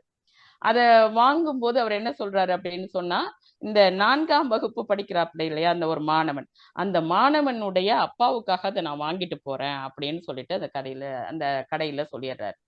அப்படி அந்த கடையில சொன்னோன்னே அங்க பாத்தீங்கன்னா அங்க பகுதி நேரமாக அந்த பாடசாலையில படிக்கக்கூடிய ஒரு மாணவன் அங்க வேலை பார்த்துட்டு இருக்கான். அவன் மூலமாக அந்த செய்தி பள்ளிக்கூடத்துக்கு தெரிய வந்துருது. தெரிய வந்த பிற்பாடு என்ன நடக்குது அப்படின்னு பாத்தீங்கன்னா, ஏன்னா ஏற்கனவே அந்த முதல் மாணவனாக இருக்கக்கூடிய அந்த மாணவன் மீது மற்ற சிறார்களுக்கெல்லாம் பயங்கர ஒரு கோவத்துல இருக்காங்க. எப்படா இவன் மாட்டுவான், இவனை வச்சு செய்யலாம்னு நினைச்சிட்டு இருக்காங்க இந்த பசங்கள்லாம். அப்படிப்பட்ட சூழல்ல இந்த மாத்தையா வந்து வாங்கிட்டு போன இந்த ஆண்மை விருத்தி மாத்திரைங்கிறது அவங்க அப்பாவுக்கு தான் அப்படின்னு தெரிய வருது. அது ஒரு நீல குளிசைன்னு சொல்றாங்க. ஒரு நீல பாட்டில்ல போட்டு அந்த மாத்திரையை கொடுப்பாங்க போல இருக்கு. அது நீல கலர்ல இருக்கிறதுனால அது நீல குளிசையில தான் அதை கொடுத்தாங்க அப்படின்னு சொல்லி குறிப்பிடுறாங்க. அந்த குளிசை அப்படிங்கிறது வந்து இந்த பாட்டில குறிக்கும்னு நினைக்கிறேன். இப்ப அதுல இருக்கிறதுனால இதை வந்து இந்த மாணவன் வந்து அங்க பகுதி நேரமா வேலை பார்த்தான் பாத்தீங்களா, அவன் வந்து கல்லூரியில பாடசாலையில சொல்லிடுறான். மற்ற மாணவர்களுக்கு இந்த செய்தி அப்படியே பரவுனோடனே அடுத்த நாள் வந்து இந்த பையன் எப்போதும் போல பாடசாலைக்கு போறான். மற்ற மாணவர்கள்லாம் என்ன செய்யறாங்க அப்படின்னு சொன்னா, நீலக்குளிசை நீலக்குளிசை நீலக்குளிசைன்னு கூப்பிடுறாங்க. அது நீலக்குளிசைங்கிறது அப்படியே என்ன ஆகுது, நீலம் நீலம் நீலம்னு மாறும். அப்படி நீலம் நீலம்னு கூப்பிடுறது மட்டும் கிடையாது, அங்க இருக்கக்கூடிய ஒரு கரும்பலகை இருக்கு. கரும்பலகைக்கு மேல நீலம்னு எழுதி வைக்கிறானுங்க. கண்ணில் பாக்குற இடத்துல எல்லாம் நீலம்னு எழுதி வைக்கிறது. அப்புறம் ஆண்குறிய வந்து கவிதை விதமா அப்படியே வரைஞ்சி அப்படி எல்லாம் வைக்கிறது. அப்படி இந்த மாதிரி வந்து இந்த மாணவனை என்ன பண்றாங்க அப்படின்னு சொன்னா எல்லாருமா வந்து பகடி செய்யறாங்க. நாலா பக்கமும் இருந்து அந்த பையனை வந்துட்டு பகடி செய்யறாங்க. இந்த விஷயம் எப்படி வந்து இப்ப ஆசிரியர்கள் வகுப்புக்கு வந்து போறாங்க இல்லையா, அப்ப கரும்பலகைக்கு மேலேயும் அது எழுதியிருக்கு. அப்ப அது இந்த விஷயம் வந்து ஆசிரியர்களுக்கு மத்தியிலையும் இந்த விஷயம் தெரிய வந்துடுது. இந்த ஆசிரியர்களுக்கு மத்தியில தெரிய வரும்போது அந்த ஆசிரியர்கள் என்ன செஞ்சிருக்கணும், மாணவர்களை கூப்பிட்டு இது கதை நடக்கக்கூடியது இப்ப சமகாலம் கிடையாது. ஏன்னா இப்ப சமகாலத்துல உள்ள ஒரு கதை நடக்குது அப்படின்னு சொன்னா இன்னைக்கு எல்லாருக்குமே எல்லா விஷயம் பத்தி நல்லாவே தெரியும். ஆனா இந்த கதை நடக்கிறது கிட்டத்தட்ட ஒரு 20 ஆண்டுகள். அதாவது இதெல்லாம் தப்பு என்ன, ஒரு ஒரு அதாவது ஒரு மெடிக்கல் ஷாப்ல போய் பெண்கள் வந்து ஒரு மாதவிடாய் நேரத்துல இந்த ஸ்டேஃப்ரியோ விஸ்பரோ இதோ வாங்குறத கூட அந்த காலத்துல எல்லாம் ஒரு மடிச்சு யாருக்குமே தெரியாம அப்படி கொடுப்பாங்க இல்லையா, அதுக்கான முற்பட்ட காலம் அது. அப்ப அப்படியான காலம் அப்படிங்கிறதுனால அந்த காலகட்டத்துல இப்ப இதெல்லாம் வந்து ஒரு தப்பான காரியம், இதெல்லாம் ஒரு ஒரு அசிங்கம் அப்படின்னு வந்து ஒரு சமூகம் கட்டமைத்து வைத்திருக்கக்கூடிய ஒரு காலகட்டம். அதனால இந்த செய்தி வந்து ஆசிரியர்கள் மத்தியில போகும் பொழுது அவங்க என்ன செஞ்சிருக்கணும், மாணவர்களை கூப்பிட்டு இது வந்து தவறு அப்படிங்கிறத கண்டிச்சிருக்கணும். ஆனா அப்படியெல்லாம் கண்டிக்காம அவங்களும் என்ன செய்யறாங்க, கைகொட்டி சிரிக்கிறாங்க அப்படிங்கிறத நம்மளால பார்க்க முடியுது. அப்படி கைகொட்டி சிரிக்கிறாங்க அப்படின்னு சொல்லி அதை பார்க்கும் அவங்களும் எல்லாரும் வட்டமா நின்று அவ சிரிக்கும் பொழுது அந்த மாணவனுக்கு ரொம்ப அது வந்து மிகப்பெரிய வழியா இருக்கு. அதை எப்படி சொல்றாரு அப்படின்னு சொன்னா, எல்லோரும் என்னை நெருப்பில் நிறுத்தி சுற்றி நின்று கைகொட்டி சிரித்தார்கள் அப்படின்னு சொல்லிட்டு அந்த செய்தியை வந்துட்டு ரஷ்மி வந்து அந்த கதையில பதிவு பண்றார். எல்லோரும் என்னை நெருப்பில் நிறுத்தி சுற்றி நின்று கைகொட்டி சிரித்தார்கள் அப்படின்னு சொல்லிட்டு. இப்ப அப்படி இருக்கும் பொழுது இந்த முதல் மாணவனாக இருக்கக்கூடிய அந்த மாணவன் படிப்புல கவனத்தை செலுத்த முடியல, அவனுக்கு இயல்பாக இருக்க முடியல. அவங்க அப்பாவை பார்த்தா வெறுப்பா இருக்குது, அந்த மாத்தையாவை பார்த்தாக்கா சுத்தமா பிடிக்கவே இல்லை. தெருவுல நம்ம வந்து எங்கேயும் போனாக்க நம்மள யாராவது ஏதாவது நீளம்னு சொல்லி கூப்பிடுவாங்களோன்னு பயமா இருக்குது.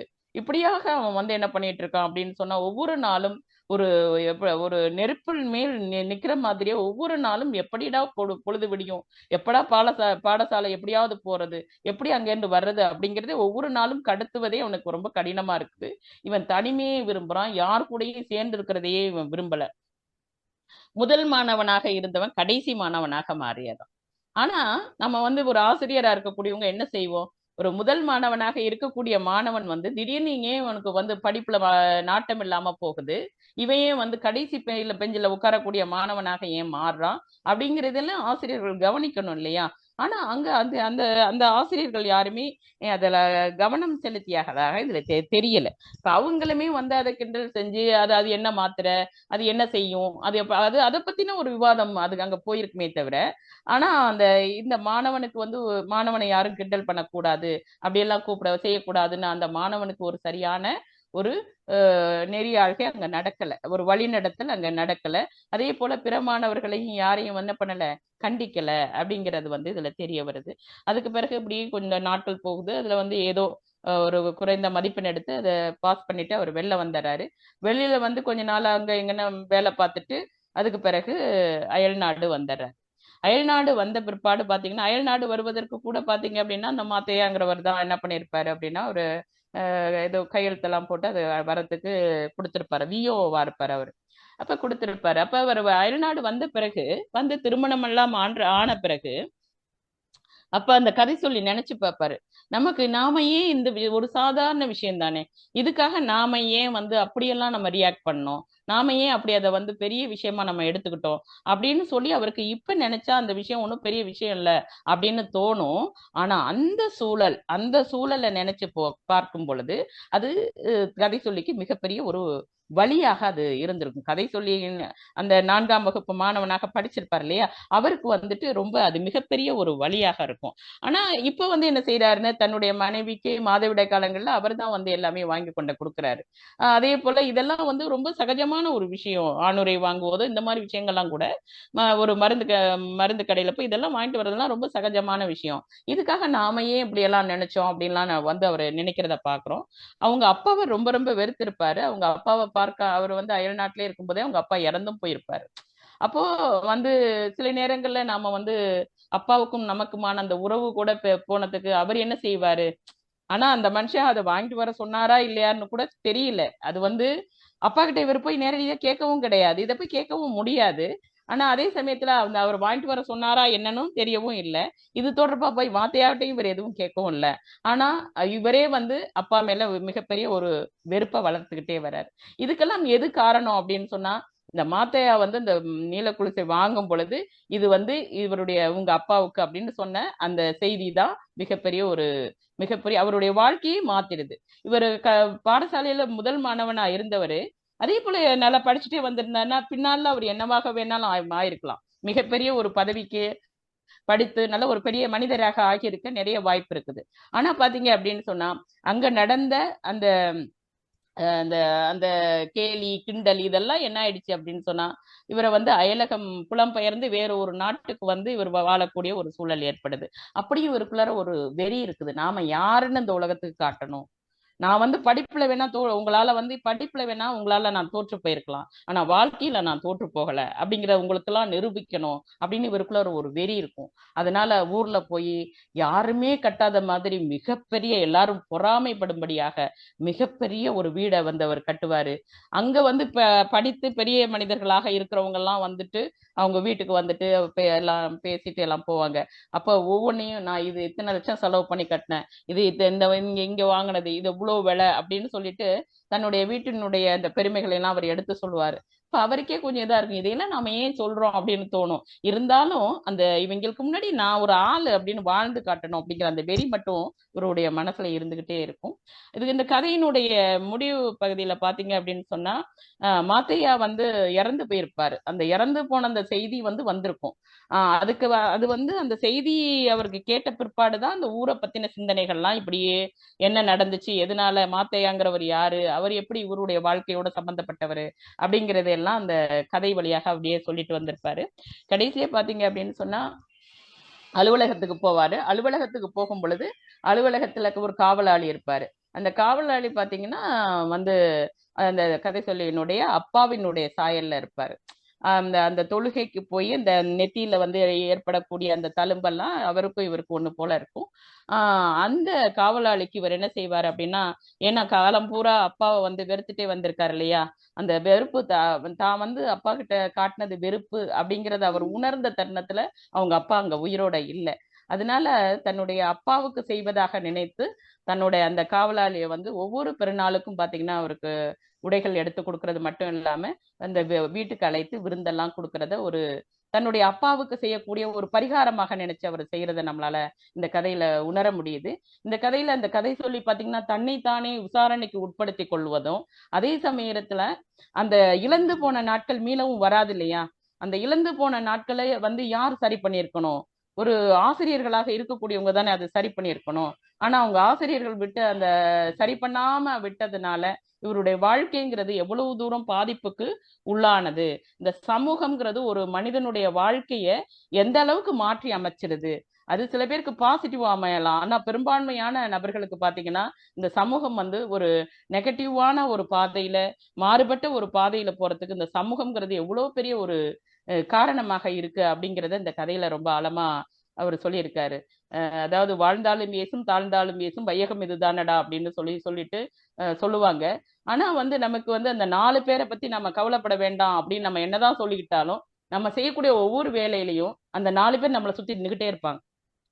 அந்த 4 பேர் நம்மளை பத்தி என்ன சொல்லுவாங்க அப்படிங்கிற அந்த சிந்தனை வந்து நம்மளுடைய ஒவ்வொரு செயலுக்கும் நம்ம நம்ம வந்து போகும் பொழுதும் ஒவ்வொரு அவங்கள பத்திலாம் நம்ம எதுவும் நினைக்க வேண்டாம், நம்ம தட்டி விட்டுட்டு போனா கூட அந்த 4 பேர் வந்து அருவமாக நம்மளை சுத்தி நின்றுக்கிட்டு நமக்கு வந்துட்டு அவங்க நம்மளை வந்து நம்ம ரோலை வந்து அவங்க ப்ளே பண்ணிக்கிட்டே இருப்பாங்க. இந்த சமூகமானது எப்படி ஒரு நல்லா படிக்கக்கூடிய ஒரு மாணவனை எப்படியெல்லாம் வந்து மாற்றி அவனுடைய வாழ்க்கையை மாற்றி அமைத்தது அப்படிங்கிறத பத்தி தான் இந்த கதையில வந்து அவர் பதிவு பண்ணியிருக்கிறாரு. இந்த கதையும் பாத்தீங்கன்னா ஒரு உளவியல் சார்ந்த ஒரு கதை தான். இது வந்து சிறார்கள் வந்து உளவியல் ரீதியாக பாதிக்கப்படுறத பத்தி சொல்லும் போது என்ன சொல்றாங்க அப்படின்னு பாத்தீங்க அப்படின்னா, 2 வயசுல இருந்தே பிள்ளைகள் வந்துட்டு இந்த உளவியல் ரீதியாக பாதிக்கப்படக்கூடிய இந்த இது வந்து 2 வயதுல இருந்தே தொடங்கும் அப்படின்னு சொல்லிட்டு சொல்றாங்க. ஆஹ் அதாவது குழந்தைகளினுடைய வளர்ச்சியின் போது 2 வயது முதலே பொய் சொல்ல தொடங்குகின்றன அப்படின்னு சொல்றாங்க. என்றாலும் பொய் சொல்வது ஒரு நோயாக அமைவதற்கு புறக்காரணி அல்லது துஷ்பிரயோகம் போன்ற குழந்தை பருவத்துல நடக்கக்கூடிய இந்த மனசோர்வு மனப்போராட்டம் இதுதான் காரணமாக அமையுது அப்படின்னு சொல்றாங்க. இப்போ ஒவ்வொரு குழந்தையும் நம்ம எந்த அளவுக்கு அதை வந்து நம்ம கவனிக்கணும், ஒவ்வொரு குழந்தையும் ஏன் சின்ன வயசுலயே போய் சொல்லுது, ஏன் வந்து மனப்பிறழ்வா பேசுது, ஏன் அப்ப வந்து நம்ம வந்து ஒவ்வொரு பிள்ளையையும் பெற்றோர்களாக இருக்கக்கூடியவங்க கொஞ்சம் கவனப்படுத்தணும். அவங்களுடைய பள்ளி பருவ காலகட்டத்துல அந்த குழந்தைகளுக்கு என்ன நடக்குது ஏது நடக்குது அப்படிங்கிறத பிள்ளைகளும் கவனிக்கணும், அங்க ஆசிரியர்களும் அவங்கள கவனிக்கணும் அப்படிங்கறத தான் இதுல இருந்து நம்ம உணர்ந்துக்க முடியுது. இது இந்த கதையின் மூலமாக இதே போலதான் ஞானிங்கிற கதையும் கூட இதே போலதான். அந்த கதையில பாத்தீங்கன்னா அந்த குஞ்சான்னு ஒரு கேரக்டர் வருவான். அவன் பாத்தீங்கன்னா பொய் பொய்யா சொல்லிக்கிட்டு இருப்பான். பொய்னா பொய் எப்படின்னா நம்புற மாதிரி பொய். அதாவது அவன் அவன் சொன்னான்னாக்க இல்லையே அப்படி இல்லைன்னா இல்ல அப்படித்தான் அப்படின்னு அவன் திரும்ப சொன்னானா நம்பாதவங்க கூட நம்பிடுவாங்க. எப்படி சொல்லுவான் அப்படின்னு சொன்னா, எங்க வீட்டுல வந்து கோழி வந்து குஞ்சு பொரிச்சது. அப்ப எங்க அப்பா வந்து காட்டுல வேட்டையாட போனாரா, அங்க வந்து சிங்கத்தோட முட்டை கிடைச்சது. அந்த சிங்கத்தோட முட்டைய வந்து நாங்க கோழி முட்டையோட சேர்த்து வச்சிருந்தோமா, அந்த சிங்கம் வந்து குஞ்சு பொரிச்சது. அந்த அந்த அந்த கோழி வந்து அந்த முட்டை பொரிச்சது, அதுல சிங்கக்குட்டி வந்திருக்கு, சிங்கக்குட்டி எங்க வீட்டுலதான் இருக்கு அப்படின்னு சொல்லிட்டு எதுக்காக அந்த பையன் அப்படியெல்லாம் போய் சொல்லுவான்னா, அவன் ஒரே வகுப்புல 4-5 ஆண்டு, அதாவது 4-5 முறை வந்து பெயிலாகி அதே கிளாஸ்லயே இருப்பான். அப்ப வரக்கூடிய பசங்க பாத்தீங்க அப்படின்னா அந்த வகுப்புல ஒரு 8வதுல படிக்கக்கூடிய பசங்கள்லாம் சின்ன பசங்களா இருப்பாங்க. இவன் 10வது 11வது படிக்கக்கூடிய மாணவனா இருப்பான், அவனும் அதே வகுப்புலயே இருப்பான். இப்ப அப்படி இருக்கும்போது அங்கேயும் பாத்தீங்க அப்படின்னு சொன்னா அந்த மாணவன் மீது ஆசிரியர்கள் வந்து ஒரு கவனத்தையே செலுத்த மாட்டாங்க. அப்படி வந்து ஃபெயிலாகி இருக்கிறான் அப்படின்னு சொன்னா அந்த அதாவது இங்க பேர்ல வந்து ஸ்லோ லேர்னர் அப்படின்னு சொல்லிட்டு தேர்வு பண்ணி அவங்களுக்கு வந்து சிறப்பா பயிற்சி கொடுக்கணும் அப்படின்னு சொல்லுவாங்க. வகுப்புல இருக்கக்கூடியவங்கள ஸ்லோ லேர்னர் யாரு, அப்படி இருக்கக்கூடிய பிள்ளைகளை நீங்க கண்டுபிடிச்சு அந்த பிள்ளைங்களுக்கு வந்து தனியா வச்சு அவங்களுக்கு இன்னமும் மற்ற மாணவர்களோட கூடுதல் இதை எடுத்துக்கிட்டு கவனம் எடுத்து அவங்களுக்கு நீங்க வகுப்பெடுக்கணும் அப்படின்னு சொல்லுவாங்க. ஆனா அந்த மாதிரி அவனை வந்து கவனிச்சிருந்தா அவன் ஒரு வேலை வேற மாதிரி வந்திருக்கலாம்.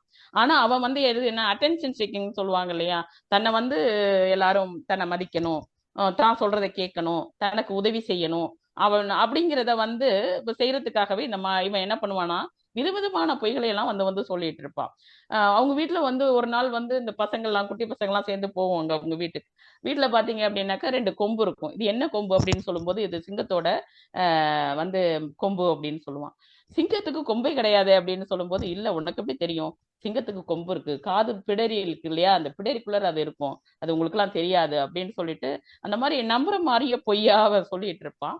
அப்படிப்பட்டவன் பாத்தீங்கன்னா ஒரு தடவை அந்த முலாண்டு தேர்வெல்லாம் முடிஞ்ச பிற்பாடு இந்த டேபிள் பெஞ்ச் அந்த பெஞ்ச் எல்லாத்தையும் எடுத்து அடுக்கி வைப்பாங்க. அடுக்கி வச்சது பாத்தீங்கன்னா ஒரு தடவை சரிஞ்சு அவன் நெத்தியில விழுந்து ஒரு 6-7 தையல் போட்டிருப்பாங்க. அதுக்கப்புறம் விடுமுறை விட்டுருவாங்க. விடுமுறை விட்ட பிற்பாடு அந்த அந்த கதையை சொல்லி வந்து வேற ஒரு இடத்துக்கு பாடசாலைக்கு மாறி இருப்பாரு. இவர் வந்து பெரியவராகி இவர் வந்து கதை சொல்லி வந்து அயல் நாட்டுக்கு போயிருப்பாரு. அதாவது புலம்பெயர்ந்து வேற ஒரு நாட்டுல போய் வேலை பண்ணிட்டு இருப்பாரு. அந்த நாட்டுல பாத்தீங்கன்னா மத்திய மலை கிராமங்கள்ல பாத்தீங்கன்னா ஒரு சாமியார் வந்திருக்காரு, ஒரு ஞானி வந்திருக்காருன்னு சொல்லிட்டு அவருக்கு பாத்தீங்கன்னா கூட்டம் கூட்டமா மக்கள் போவாங்க. அவர் வந்து அவருடைய உடைய தொட்டாலே அப்படியே நோயெல்லாம் தீர்த்தர்ற மாதிரி அப்படி மக்கள் கூட்டம் கூட்டமா போவாங்க. அங்க பாத்தீங்கன்னா அங்க ஒரு சாமியார் இருப்பாரு. அவர் வந்து இந்த பொதுவா சாமியார்கள் எப்படி இருப்பாங்களோ அவங்கள போல மாலைகள்லாம் போட்டுட்டு தாடியை இது வரைக்கும் வளர்த்துக்கிட்டு அப்படியே தாடி அப்படியே உருவி விட்டுட்டு அப்படியே உட்கார்ந்துருப்பாரு. கடைசியாக அந்த கதை சொல்லி அதை முடிக்கும் போது சொல்லுவாங்க, அவருக்கு அந்த நெத்தியில இந்த சின்ன வயசுல ஏற்பட்டது இல்லையா அந்த அந்த தழும்பு இப்பவும் இருக்கு அப்படின்னு சொல்லிட்டு அதை முடிச்சிருப்பாங்க. அதாவது ஒரு சாமியாராக, இப்ப சாமியாராகணும் அப்படின்னா என்ன, அதுக்கு ஒரு தகுதி அப்படின்னு சொன்னா நம்புற மாதிரி போய் சொல்ல தெரிஞ்சிருக்கணும் அப்படிங்கிறது தான். அன்னைக்கு அந்த சிறார்கள்லாம் அந்த இந்த குஞ்சான்னு சொன்ன பொய்யை கேட்டு நம்புனாங்க. அதே போல இன்னைக்கு பெரியவனான பிற்பாடு ஒரு நல்ல ஒரு, அதாவது விளையும் பயிர் முளையிலே தெரியும்னு சொல்லுவாங்க இல்லையா, அது மாதிரி அந்த குஞ்சான்கிற கேரக்டர் அப்படியே பாத்தீங்க அப்படின்னா அவன் வந்து ஒரு ஞானின்னு சொன்னாக்க ஒரு மிகப்பெரிய வந்து சாமியாராக அவர் உருவாயிருப்பாரு. மக்கள் ஏமாந்து உங்ககிட்ட படை திரண்டு அப்படியே போயிட்டே இருப்பாங்க. அதை கொஞ்சம் பகடியாவே அந்த கதையில அவர் சொல்லி முடிச்சிருப்பார். இதுலயும் கூட கொஞ்சம் ஒரு உளவியல் ரீதியான ஒரு போக்கு இருக்கிறத நம்மளால பார்க்க முடிகிறது. அடுத்து என்னை ரொம்ப மிகவும் பாதித்த ஒரே ஒரு கதை, அதை மட்டும் நான் சொல்லி அதை முடிச்சுக்கலாம் அப்படின்னு சொல்லி பாக்குறேன். இந்த கதையை பாத்தீங்கன்னா பெண்ணால் காதை அப்படின்னு சொல்ற அந்த கதை. இந்த கதையில தான் பாத்தீங்கன்னா ஒரு மூவர் கோணத்துல இந்த கதை சொல்லப்பட்டிருக்கும். முதல்ல வந்து அந்த கதையை வந்து கதை சொல்லி சொல்லுவாரு. அவருடைய போக்குல ஒரு ஒரு கதை நமக்கு ஒரு சித்திரமாகும். அதுக்கு பிறகு பாத்தீங்கன்னா உத்தமர் சொல்லுவார். உத்தமர் சொல்லும் போது அதுல ஒரு கதை நமக்கு அப்படியே வந்து கிடைக்கும். பெண்ணால் வந்து அதுக்கு பிறகு அந்த கதையில இருக்கக்கூடிய பெண்ணால் அப்படிங்கிற அந்த பாத்திரம் அவங்க பேசுவாங்க. அவங்க பேசும்போது அதுல ஒரு சித்திரம் நமக்கு கிடைக்கும். அப்ப 3 பேருடைய கோணத்துல ஒரே ஒரு நிகழ்வு, அது 3 பேருடைய கோணத்துல அது எப்படி எல்லாம் வந்திருக்கு அப்படிங்கிறது தான் இந்த கதையில வரும். இந்த கதையில பாத்தீங்க அப்படின்னா பெண்ணால் அப்படின்னு ஒரு ஒரு பெண் இருப்பாங்க. அவங்களுக்கு திருமணமாகி இருக்கும். திருமணமாகி பல ஆண்டுகள் ஆயிடுச்சு. அவங்களுக்கு ஆனா குழந்தையே கிடையாது. அவங்களுடைய தம்பி ஒருத்தன் இருப்பான். அவன் வந்து கல்லூரியில படிக்கக்கூடிய பையன். இப்ப அவனை பாக்குறதுக்காக தான் இந்த கதை சொல்லி அடிக்கடி அவங்க வீட்டுக்கு போவாரு. அந்த கதை சொல்லி வந்து ரொம்ப துருதுருன்னு நல்லா பேசுவாரு, நல்லா பாடுவாரு.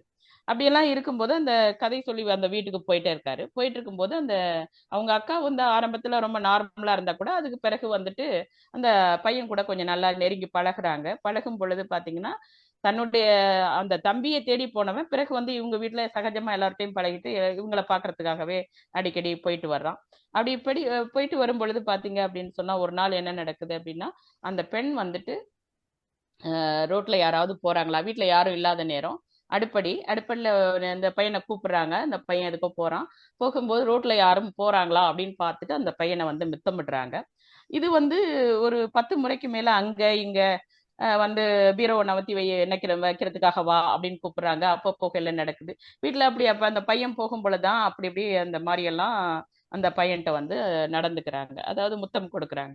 இப்ப அந்த மாதிரி இருக்கும்போது அந்த பெண் என்ன செய்யறாங்க அப்படின்னாக்கா ஒரு நாள் வந்துட்டு வீட்டுல யாரும் இல்ல. வீட்டுல யாரும் இல்ல அப்படின்னாக்க ஒரு உறவினருடைய திருமண விருந்துக்கு வீட்டுல உள்ளவங்க எல்லாம் போயிருக்காங்க. இப்ப அந்த நாள்ல இவங்க என்ன நினைக்கிறாங்க அப்படின்னு சொன்னா அது வந்துட்டு அந்த பையனை வந்து தன்னுடைய வீட்டுக்கு வர சொல்லணும், உன்னோட பாலியல் ரீதியான உறவை வச்சுக்கணும் அப்படின்னு அவங்க நினைக்கிறாங்க. அப்ப அவனை வந்து வர சொல்லிட்டு இவங்க காத்திருக்கிறாங்க. அன்னைக்கு அவன் போகவே இல்லை. அங்க வர சொல்லியிருக்காங்க, அவன் போகவே இல்லை. அப்ப போகவே இல்லை அப்படிங்கிறதோட அந்த இது கதை சொல்லி என்ன வர சொன்னாங்க, ஆனா நான் போகவே இல்லைங்கிறதோட அந்த கதை சொல்லி அந்த கதையை முடிச்சிருப்பாரு. இங்க பாத்தீங்கன்னா ஒரு கல்லூரியில சேர்ந்திருப்பாரு. அங்க ஒரு பெண் இருப்பா. அந்த பெண் வந்து இவனோட இந்த கதை சொல்லியோட காதலியாக கைகோர்த்து போறது வர்றது, அந்த பெண் மீது இவருக்கு இருக்கக்கூடிய விருப்பம், இதையெல்லாம் அவங்க 2 பேரும் எப்படி கைகோர்த்து காதலர்களாக போனாங்க அப்படிங்கிற வரைக்கும் அந்த கதையை சொல்லியிருப்பாங்க. இப்ப இது முடிஞ்ச பிற்பாடு என்னன்னாக்க இந்த கதை சொல்லியினுடைய அப்பா தான் உத்தமர் அப்படிங்கிறவரு. அவர் ஒரு அலுவலகத்துல பணிபுரிஞ்சிட்டு இருப்பாரு.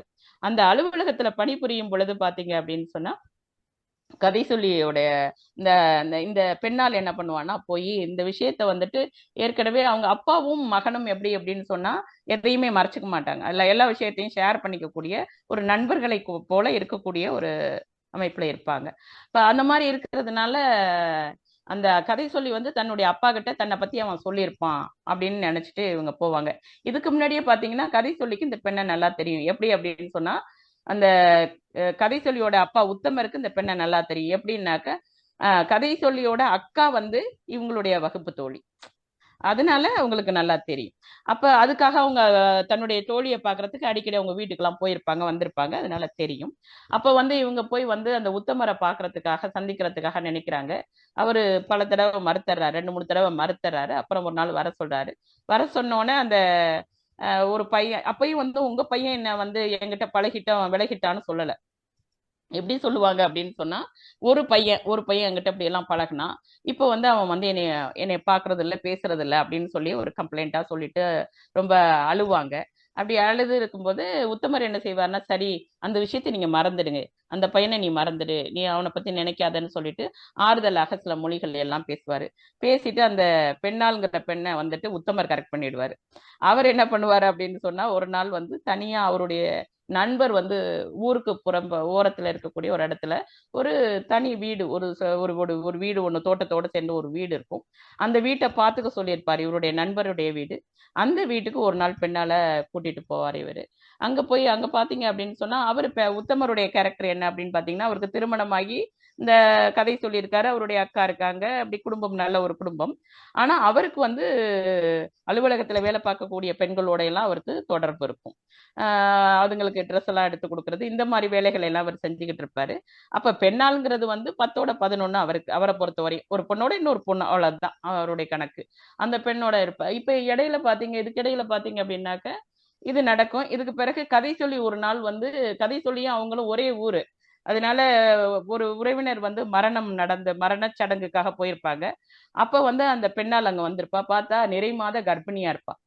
அப்ப நிறை மாத கர்ப்பிணியா இருக்கும் பொழுது இவர் வந்து இந்த கதை சொல்லி பார்ப்பாரு. பார்க்கும் பொழுது அப்ப வந்து அவளுக்கு கதை சொல்லி மேல கோவமே இருக்காது, வருத்தமே இருக்காது. பார்த்த உடனே ரொம்ப அப்படியே முகம் பூரா அப்படியே சிரிப்பா, ரொம்ப மகிழ்ச்சியில, அவனை பார்த்த மகிழ்ச்சியில அப்படியே சிரிப்பா.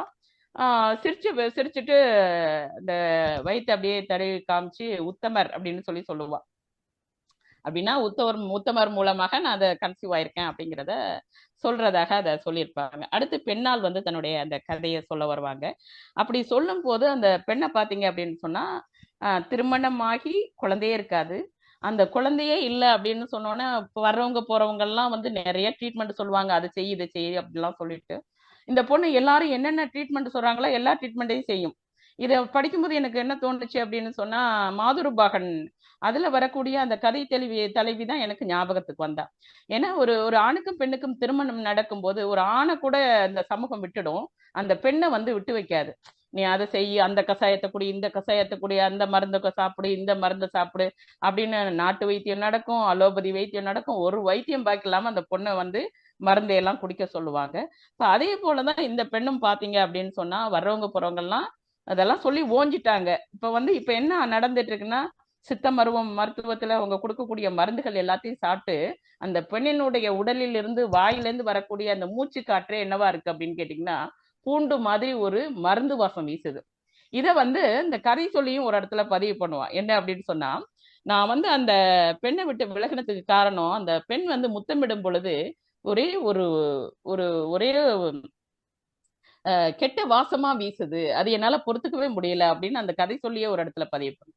அப்ப அதே போல இந்த பெண்ணும் சொல்லுவா, என்ன சொல்லுவான்னா, நான் அந்த கண்ட வகையான மருந்துகளையும் சாப்பிட்டு சாப்பிட்டு என் உடம்பு பூரா என்ன ஆயிடுச்சு, மருந்தாவே மாறி போயிடுச்சு. என்னுடைய சுவாசத்துல இருந்து என்ன வருதுன்னா, அந்த பூண்டு சாப்பிட்டா வாயில இருந்து ஒரு வாடை வரும் இல்லையா, அது போல என்னுடைய சுவாசத்திலேயே இந்த மாதிரி ஒரு வாடை வரக்கூடிய அளவுக்கு என்னுடைய உடலானது மாறி போயிடுச்சு அப்படின்னு சொல்லுவா.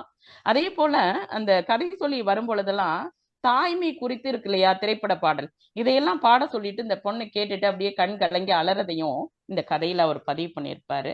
அது மட்டும் கிடையாது, அப்ப வந்து அந்த ஒரு நாள்ல வர சொல்லியிருப்பா இல்லையா, அப்ப பாத்தீங்க அப்படின்னு சொன்னா அந்த பெண் வந்துட்டு சரியா மாதவிடாயாகி ஒரு 12 நாட்கள் ஆயிருக்கும், 2 வாரம் ஆயிருக்கும். அந்த கணக்கை கால்குலேட் பண்ணிதான் இந்த பையனை வந்து வீட்டுக்கு வர சொல்லுவா. இப்ப தொல்காப்பியர் குறிப்பிடுவாரு, பூப்பின் புறப்பாடு ஈராறு நாளும் நீர்த்தகன்று உரையார், கருவு ஊறக்கூடிய காலம் அதெல்லாம் நீர்த்தகன்று உரையார் என்மனார் புலவர் அப்படின்னு சொல்லிட்டு தொல்காப்பியர் குறிப்பிடுவார். ஏன்னா தலைவன் வந்து பரத்தை வீட்டுக்கெல்லாம் போறவனாக இருந்தாலும் கூட அந்த பெண் வந்து மனைவியானவள் அந்த பூப்பெய்திய பிற்பாடு இந்த 2 வாரமும் வந்து கரு ஊறக்கூடிய காலம்ங்கிறதுனால கணவன் வந்து மனைவி கூட தான் சேர்ந்து இருக்கணும்னு தொல்காப்பியரே குறிப்பிடுவார். அதே போல இந்த கதையிலையும் பாத்தீங்கன்னா, அந்த கதையில வரக்கூடிய பெண்ணால் வந்து அந்த தான் குளிச்சு எத்தனை நாட்கள் ஆகுது அப்படின்னு கால்குலேட் பண்ணுவா. பார்த்தா ஒரு 12 நாள் ஆயிருக்கும். இப்போ சரியான நாள் இப்ப வர சொல்லலான்னு தான் அந்த பையனை வர சொல்லுவா. இப்ப இதையெல்லாம் பார்க்கும் பொழுது அந்த பெண்ணுக்கு என்ன அப்படின்னா, இப்ப எவ்வளவோ ட்ரீட்மெண்ட் பண்ணியாச்சு, எல்லாமே பண்ணியாச்சு, ஆனா குழந்தை எனக்கு வேணும், ஆனா குழந்தை பிறப்பதற்கான வாய்ப்பு எதுவுமே இல்லை அப்படின்னு சொல்லும் பொழுது ஏதாவது ஒரு ஆண் மூலமாக பெற்று ஒரு குழந்தையை பெறணுங்கிற ஒரு மனநிலைக்கு அவ வந்துடுறத நம்மளால உணர முடியுது. அதனாலதான் அந்த நாளையெல்லாம் கால்குலேட் பண்ணிட்டு அந்த நாளைக்கு அந்த பையனை வர சொல்றா, ஆனா அந்த பையன் வரல. அதே போல இந்த பெண்ணால் வந்து உத்தமர் மூலமாக கருவூறிய பிற்பாடும் நான் வந்து வேற ஒரு ஆண்மகன் மூலமாக கருவுறு நின்று அப்படின்னு எந்தவித ஒரு இதுவுமே இருக்காது. வருத்தம்லாம் அப்படியெல்லாம் அந்த பெண்கிட்ட இருக்காது. மாறாக ஒரு பெரிய பூரிப்பு இருக்கும். நாமளும் குழந்தை பெத்துக்க போறோம். நமக்கு கரு உண்டாயிடுச்சு. நாம குழந்தை பெத்துக்க போறோம் அப்படிங்கிற அந்த பூரிப்பை தான் அந்த கதையில பார்க்க முடியுது. அதே போல கடைசி அந்த கதை முடியும் போது பாத்தீங்க அப்படின்னா, அது வரைக்கும் என்ன தோணுச்சு எனக்கு அப்படின்னு சொன்னா, ஒரு குழந்தைக்காக ஏங்கக்கூடிய ஒரு தாய்மைய இந்த கதையில என்னால அந்த பெண்கிட்ட பார்க்க முடியுது அப்படிங்கிறத நான் அந்த கதையில உணர்ந்தேன். ஆனா அதுக்கு பிறகு பாத்தீங்க அப்படின்னு சொன்னா, அந்த கதை சொல்லிக்கிட்ட பெண்ணாள் வந்து பகிர்ந்துக்குவா. எனக்கு குழந்தை பிறந்து 18 மாதங்கள் ஆயிடுச்சு. ஆனா நான் வந்து எனக்கு டெலிவரி ஆகுறதுக்கு முத நாள் வரைக்கும் என்னைய எப்படி இருக்கிற என்ன ஏதுன்னு விசாரிச்ச அந்த உத்தமர் வந்துட்டு எனக்கு குழந்தை பிறந்த பிற்பாடு ஒரு முறை கூட என்னுடைய குழந்தைய அவர் பார்க்கல. எனக்கு அது ரொம்ப வருத்தமா இருந்தது அப்படின்னு சொல்லிட்டு பகிரும்போது அவ கண்ணீர் விட்டு அலறத நம்மளால பார்க்க முடிஞ்சுது. அப்போ எனக்கு தோணுச்சு, ஒரு பெண் வந்து நமக்கு அவளுக்கு தேவை அந்த குழந்தை, அது குழந்தை கிடைச்சிருச்சு. அப்ப அந்த உறவை துண்டிச்சுக்கணும்னு தானே நினைக்கணும் அந்த பெண். ஏன் அப்ப வந்து அவர் கூட சேர்ந்து வாழணும் அப்படின்னு அந்த பெண்ணை நினைக்கிறதா எந்த இடத்துலயுமே இல்ல. அப்ப ஏன் இந்த மாதிரி சிந்திக்கிறா அப்படின்னு தோணும் பொழுது, என்ன இருந்தாலும் என் வயித்துல நான் வந்து பெற்று எடுத்திருக்கிறது அவருடைய குழந்தை தானே. ஒரு சராசரி மனிதனுக்கு அந்த குழந்தையுடைய முகத்தை பார்க்கணும்னு கூட தோணும் தானே. எப்படிப்பட்டவர் இவர் வந்து அந்த குழந்தைய கூட முகத்தை பார்க்கலையே அப்படின்னு சொல்லிட்டு வருத்தப்படுவதாக அந்த கதை முடியும். இது வந்து இந்த கதையை வந்து ஒரு வித்தியாசமான ஒரு போக்கு இதுல வந்து என்னால உணர்ந்துக்க முடிஞ்சது. என்னன்னா இன்னைக்கு குழந்தை இல்லாதவர்கள் வந்து டெஸ்ட் டியூப் பேபிங்கிறாங்க, அப்புறம் வந்துட்டு வாடகை தாய் மூலமாக குழந்தையை பெத்துக்கிறாங்க. இப்படியெல்லாம் பல்வேறு கண்ணோட்டத்துல யோசிக்கும் பொழுது இங்க வந்து கணவனுடைய கேரக்டர் பத்தி இங்க ரொம்ப அதிகமா பேசவே இல்லை. இந்த பெண்ணுடைய மனநிலை, அவ வந்து எப்படி குழந்தையை பெத்துக்கிட்டா அப்படிங்கிறத பத்தி தான் அதுல குறிப்பிடுறாங்க. ஆனா அதுல வந்து ஆசிரியர் சில இடங்கள்ல அந்த குழந்தையை பற்றி பாடும் பொழுது அவ கண் கலங்குறது, அப்புறம் அந்த நாளை கணக்கிட்டு அந்த நாள்ல அவனோட சேரணும்னு நினைச்சது, அதுக்கு பிறகு வந்து இந்த குழந்தை கருவூறி இருக்கக்கூடிய நிலையில உத்தமன்னு சொல்லிட்டு அந்த நான் வந்து பாரு நான் கன்சீவ் ஆயிருக்கிறேன் அப்படின்னு கதை சொல்லிட்டு காட்டும்போது சந்தோஷமா அதை வந்து மகிழ்ச்சியா அது தெரிவிச்சது. இது எல்லாமே வந்து ஒரு தாய்மைக்காக ஏங்கிய ஒரு பெண்ணினுடைய அந்த இதை காட்டுது. ஆனா அதுக்கு அவ தேர்ந்தெடுத்த வழி அப்படிங்கிறதுக்கு வந்து கொஞ்சம் முரணாக இருப்பதை இந்த கதையின் மூலமாக என்னால தெரிஞ்சுக்க முடியுது. அப்படி ரஷ்மியுடைய கதைகள் எல்லாமே பாத்தீங்க அப்படின்னா அந்த சமூகத்தை பிரதிபலிக்கக்கூடிய கதைகளாக தான் இருக்கு அப்படிங்கிறத பாக்குறோம். இன்னும் இருக்கக்கூடிய கதைகளும் அதே போலதான். உங்களுக்கு வந்துட்டு எல்லா கதைகளுமே நம்ம 8 கதைகளையும் நம்ம சொல்ல முடியாது. அடுத்து இருக்கக்கூடிய மேரி மெத்தலினும் தீர்க்கதரிசி அந்த கதையிலையும் பாத்தீங்க அப்படின்னு சொன்னா, ஒரு பையனை வந்துட்டு இவங்க என்னன்னாக்க சின்ன வயசுல இருந்தே ரொம்ப பணக்கார பையன், பிடிவாதம் பிடிக்கக்கூடிய பையன், தனக்கு கிடைக்கலன்னா யாருக்கும் கிடைக்க கூடாது அப்படிங்கிற எண்ணம் கொண்ட அந்த ஒரு பையன், எதுனாலும் ஒரு பிடிவாதம் அப்படி இருக்கக்கூடிய பையன். அதுல வந்து ஒரு விலை மாதுவோட சந்திக்கிறான். அந்த பெண்ணை அவனுக்கு ரொம்ப பிடிக்குது. ஆனா அந்த விலை மாது பாத்தீங்கன்னா ஜீனா அப்படின்னு சொல்லிட்டு இருக்காங்க. அவங்க எல்லார்கிட்டையும் அன்பா பழகக்கூடியவங்க. அந்த பெண்ணுகிட்ட இவன் ரொம்ப க்ளோஸா ரொம்ப நெருங்கி ரொம்ப பாசமா பழகுறான். அந்த அந்த பாசத்தை இவன் காட்டும் பொழுது அந்த பெண்ணும் அதை அக்செப்ட் பண்ணிக்கிறாங்க. அவங்களும் ரொம்ப பாசமா இருக்கிறாங்க. அந்த பாசத்தை இவன் தவறா காதல்னு புரிஞ்சுக்கிறான். காதல்னு புரிஞ்சுக்கிறதுனால என்ன ஆகுது அப்படின்னு சொன்னா, இவங்க நல்லா நெருங்கி பழகிட்டு இருக்கும் பொழுதே பாத்தீங்கன்னா ஒரு அட்வர்டைஸ்மெண்ட் வருது, ஒரு விளம்பரம் ஒண்ணு வருது. இவளுடைய அங்க அடையாளங்கள் எல்லாம் சொல்லி இவளை ரொம்ப அழகா வர்ணிச்சு அவளோட நீங்க உறவு வச்சுக்கணும்னா இந்த எண்ணை தொடர்பு கொள்ளுங்க அப்படின்னு சொல்லிட்டு, அதை இவனுக்கு பார்த்த உடனே இவனால தாங்கிக்க முடியல. ஏன்னா அவன் என்ன நினைச்சிட்டு இருக்கான், ஜினா தன்னை வந்து காதலிக்கிறதா. ஆனா அந்த பெண் ஒரு விலைமாது. அவன் வந்து முடி அப்படிங்கிற அந்த பையன்கிட்ட மட்டும் கிடையாது, எல்லார்கிட்டையுமே அன்பு காட்டக்கூடிய ஒரு பெண்ணா இருக்கிறா. ஆனா அவன் வந்து அவ காதலிக்கிறத தப்பா புரிஞ்சுக்கிறான். ஆனா அதுக்கு கடைசியாக அவனால வந்து அந்த அந்த அந்த இதை வந்து தாங்கிக்கவே முடியல. என்ன நான் காதலிக்கக்கூடிய ஒரு பெண் வந்து இன்னும் பல ஆடவர்கள்ட்ட எப்படி அவ போக முடியும், எனக்கு வந்து கிடைக்கலன்னா அவன் யாருக்கும் கிடைக்க கூடாது, எனக்கு மட்டும்தான் உரிமையுடையவளா இருக்கணும் அப்படின்னு அவன் வந்து அப்படியே யோசிக்கிறான். யோசிச்சு அந்த பெண்ணையே வந்து கொலை செய்து விடுவதாக அந்த கதையில இருக்கும். இப்ப அப்படியான ஒரு கதாபாத்திரம் எல்லாமே பாத்தீங்க அப்படின்னு சொன்னா, அந்த சமூகத்துல இன்னொரு கதை பாத்தீங்க அப்படின்னா, ஒரு காதல் கதையில பாத்தீங்கன்னா குடும்பத்துக்காக தன்னுடைய காதலியை வந்து தியாகம் செய்யக்கூடிய ஒருத்தன். அதுல பாத்தீங்கன்னா குடும்பத்துல பாத்தீங்கன்னா அண்ணன் இருப்பான், அக்கா இருப்பாங்க, எல்லாருக்குமே கல்யாண வயசு தாண்டி இருக்கும். அங்க வந்து திருமணம் வந்து இவன் ஒரு பெண்ணை காதலிப்பான். அப்ப வந்து அவங்களுக்கெல்லாம் கல்யாணம் ஆகும்போது இவன் அந்த அந்த பெண்ணை திருமணம் செஞ்சுக்க முடியாது. அப்ப தன்னுடைய காதலியையே விட்டு கொடுக்கக்கூடிய ஒரு நிலை. காதலி என்ன செய்வா அப்படின்னா, சரி வா உன்னோட வாழத்தான் முடியல, உன்னோட ஒரு நாள் இருக்கவா செய்யறேன் வான்னு கூப்பிடுவா. அப்படியே சரின்னு சொல்லிட்டு இவனும் ஒரு அந்த நான் இப்ப அந்த பெண் இருக்கக்கூடிய ஊருக்கு போவான். போயிட்டு ஆனா வந்து அங்க வந்துட்டு அந்த பெண் என்னன்னா தனக்கு நிச்சயிக்கப்பட்ட கணவனோட பலமுறை அந்த அறையில போய் தங்கியிருப்பா. அப்ப அவளால என்ன பண்ண முடியாது, இன்னொரு ஆடவனோட சகஜமாக இருக்கவும் முடியாது. அப்ப அப்படி இருக்கும் பொழுது என்னன்னு கேட்கும் பொழுது, இல்ல நீ என்னை நெருங்கும் போதெல்லாம் என்னுடைய வந்து கணவனாக போனுடைய அவனுடைய நினைவு எனக்கு வந்து இடையூறு பண்ணுது அப்படின்னு சொல்லும்போது அவன் அப்படியே வந்துருவான்.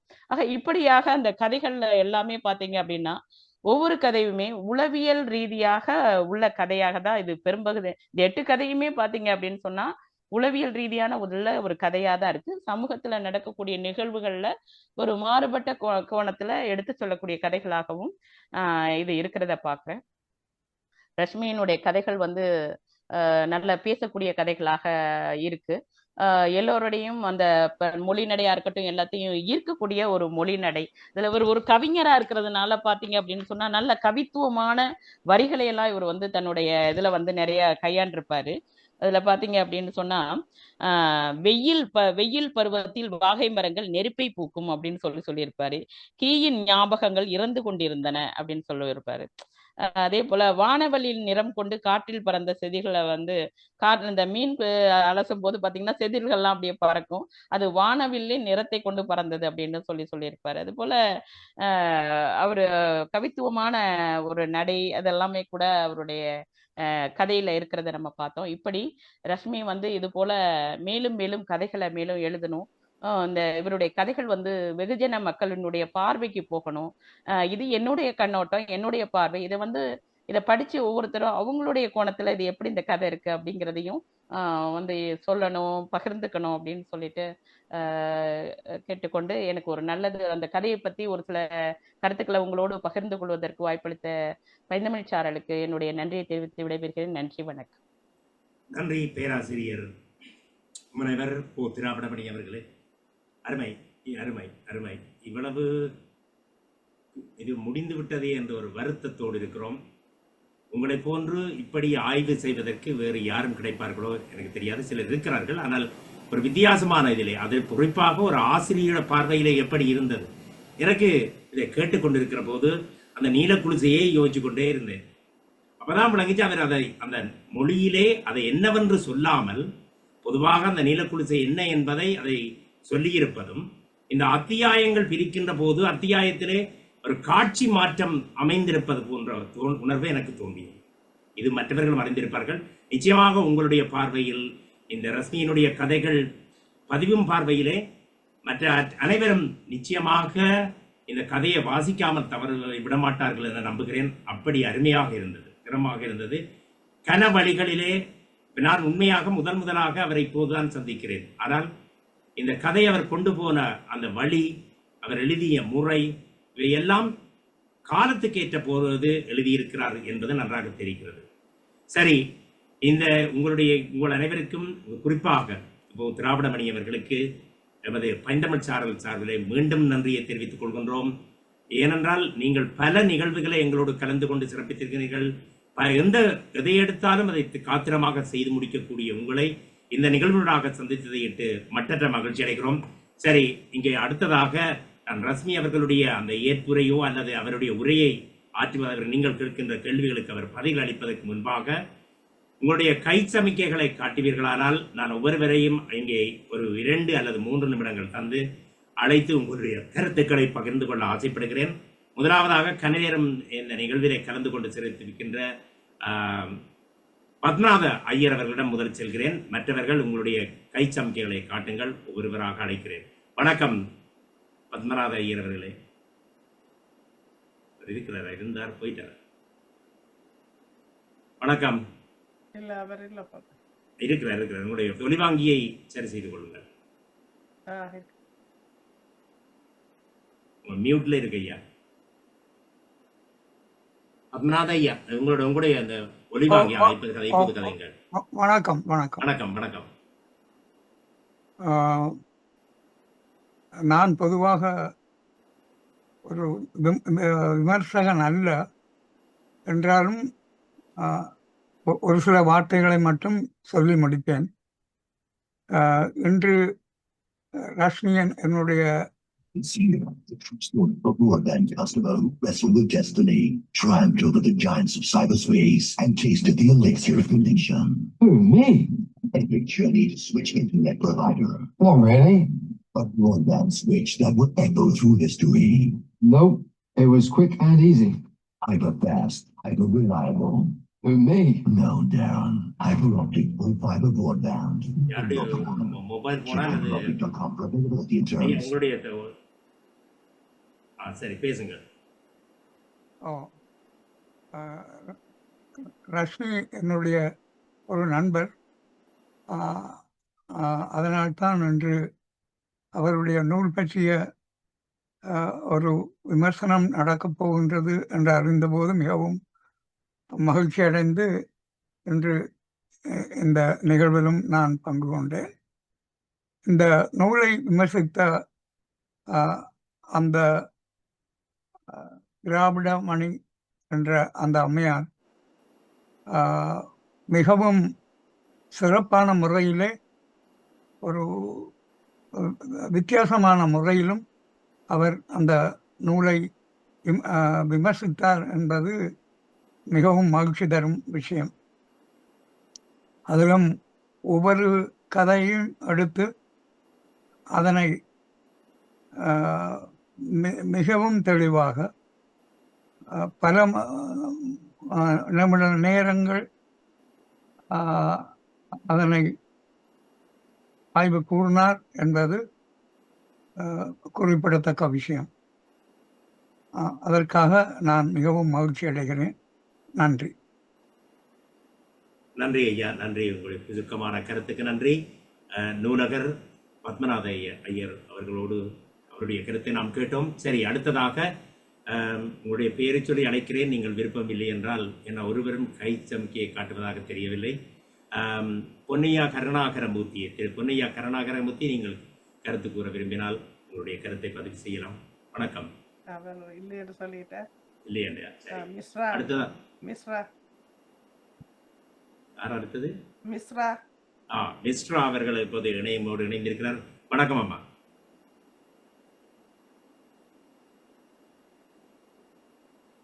மிஸ்ரா ஜஃபார் அவர்கள் வணக்கம். அவரும் கதையை அவரும் குறிப்பிட விருப்பவில்லை போல் தெரிகிறது.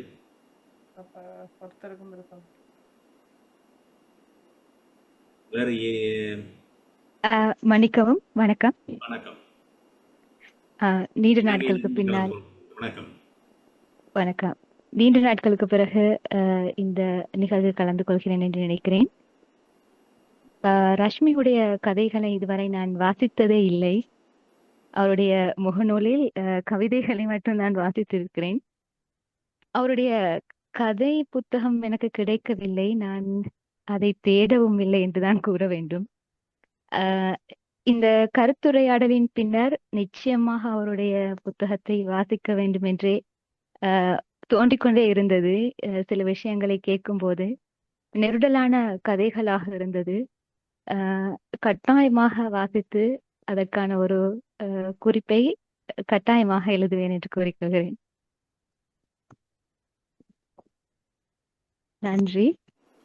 நன்றி. நன்றி. சுருக்கமாக குறிப்பிட்டீர்கள். நிச்சயமாக நீங்கள் சொன்னது போன்று நானும் கூட இந்த புத்தகம் எனது கையில் இல்லை. அந்த நூலை வாசிக்க வேண்டும் என்ற ஆசையை தூண்டியிருக்கிறது. சரி, அடுத்ததாக இங்கே திரு குப்புசாமி கணேசன் அவர்கள் இருக்கிறீர்கள். வணக்கம். நீங்கள் கருத்து கூற விரும்பினால் உங்களுடைய கருத்தை பதிவு செய்யுமாறு அன்போடு கேட்டுக்கொள்கிறேன். அனைவருக்கும் வணக்கம். வணக்கம். ரஷ்மி என்னுடைய அருமை நண்பர். அவருடைய பல கதைகள் பத்திரிகைகளில் வெளிவருவதற்கு முன்பே எனக்கு அனுப்பியிருக்கா. நான் வாசிச்சிருக்கேன். அநேகமா இந்த தொகுப்புல இல்லாத கதைகளும் அடுத்த தொகுப்புல வர்றதுக்கான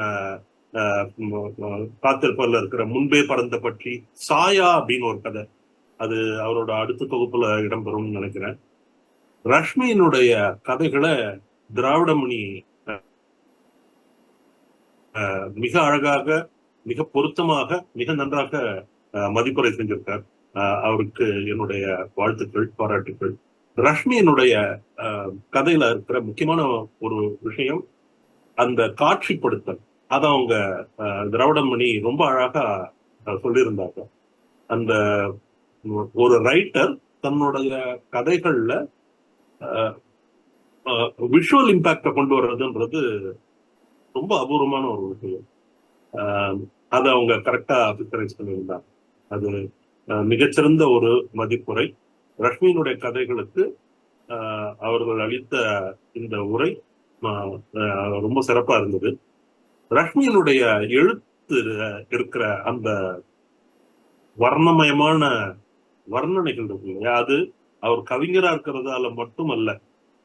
எனக்கு ஒரு தோணும், ரஷ்மியினுடைய வர்ணனைகள்ல அருந்ததி ராயனுடைய டச் இருக்கு அப்படின்னு தோணும். ஏன்னா அருந்ததி ராயோட ஃபிக்ஷன் மட்டும் இல்ல, நான் ஃபிக்ஷன்லயும் சரி, அவர்களுடைய அந்த எழுத்து முறை இருக்கு இல்லையா, அது ரஷ்மியோட எழுத்தை படிக்கும்போது அருந்ததி ராயனோட விசேஷமான மொழி நடை ஞாபகத்துக்கு வந்துகிட்டே இருக்கு.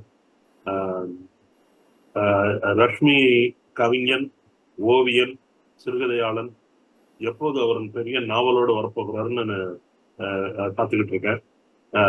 உண்மையில இந்த சாயான்னு ஒரு சிறுகதை சொன்னேன் இல்லையா, அது நானே ரஷ்மி கிட்ட சொன்னேன், இது ஒரு நாவலா வளர்ந்திருக்க வேண்டியது, அதை சிறுகதை ஆக்கிட்டீங்க அப்படின்னு நான் சொன்னேன். அவர் மிகப்பெரிய ஒரு படைப்போட விரைவில் வரணும். ரஷ்மிக்கும் இந்த விழா அமைப்பு சேர்ந்தவர்களுக்கும் திராவிடமணி அம்மையாருக்கும் என்னுடைய வாழ்த்துக்கள். என்னுடைய ஆசான் பத்மநாப ஐயரை பல வருடங்கள் கழிச்சு வீடியோவில் பார்க்கறது எனக்கு ரொம்ப சந்தோஷமா இருக்கு. ஐயாவுக்கு என்னுடைய வணக்கம். நன்றி, நன்றி. அருமையான கருத்து. உண்மையிலேயே இந்த ரஷ்மி அவர்களுடைய இந்த கதையை கேட்கின்ற போது, குறிப்பாக திராவிடமணி அவர்கள் அதை விளங்கப்படுத்திய முறை, அதை மதிப்புரை நயவுரையோ மதிப்புரையாக இருந்தாலும் அதை சொன்ன முறையை கேட்கின்ற போதே அவருடைய பார்வை, அவருடைய கோணங்கள், அவர் எங்கே எங்கே எப்படி அதை கையாண்டிருக்கிறார் என்ற பார்க்கின்ற போது அந்த அது ஒரு ஒரு பெண் பாதிக்கப்பட்டது. நான் ஒரு சட்டத்தரணியாக இருந்தும் கூட கன விஷயங்களை அறிந்திருக்கிறேன். அவர் அந்த பார்வையிலே ஒரு 12 வயது பிள்ளைக்கு நடந்த ஒரு இதை அவர் கொண்டு போன விதம், அதாவது நீங்கள் சொன்னது போன்று அந்த அத்தியாய மாற்றம் ஒரு சின்னத்திரைக்கோ அல்லது ஒரு படமாக்கப்பட்டாலோ அதை இவர் இலகுவாக்கி இருக்கிறார். அந்த அத்தியாயங்களாக பிரித்து அடுத்த ஒரு காட்சிப்படத்தை கொண்டு வருகிறார். நன்றி, நன்றி. அடுத்ததாக நான் அழைப்பது, நன்றி ஐயா, உங்களுடைய கருத்துக்கு நன்றி. இங்கே சாந்தினி விஜயராஜ் அவர்கள் இருக்கிறீர்கள். உங்களுக்கு முடிந்தால் போகணுமா கூப்பிடட்டும்? அதனால ரஷ்மி தான் போகணும்ன்றபடியா கூப்பிடட்டுமா? ரைட். அடுத்ததாக ரஷ்மி அவர்களை கருத்துரை வழங்க இந்த அரங்குக்குள் அழைத்துக் கொள்கிறேன். உங்களுடைய ஈர்ப்புரையாக இருக்கலாம். வணக்கம்.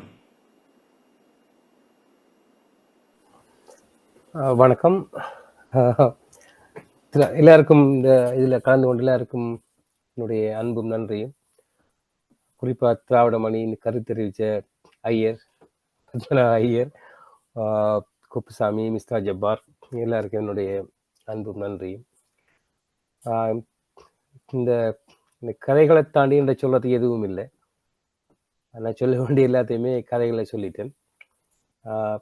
திராவிடமணிக்கு மீண்டும் எனது அன்பு நன்றியும்.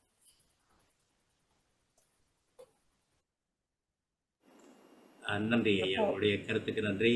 நிச்சயமாக இந்த நூல் ஒருடைய கைகளுக்கு செய்ய வேண்டும். அதை இங்கே திராவிடமணி அவர்கள் குறிப்பிட்டது போன்று உபமானம் உபமேயம் சொல்லி உங்களுடைய அந்த கவிதைகளாக இருந்தாலும் அதை நீங்கள் சொல்லுகின்ற முறை மற்றவர்களை அடைந்திருக்கும் என நம்புகிறோம்.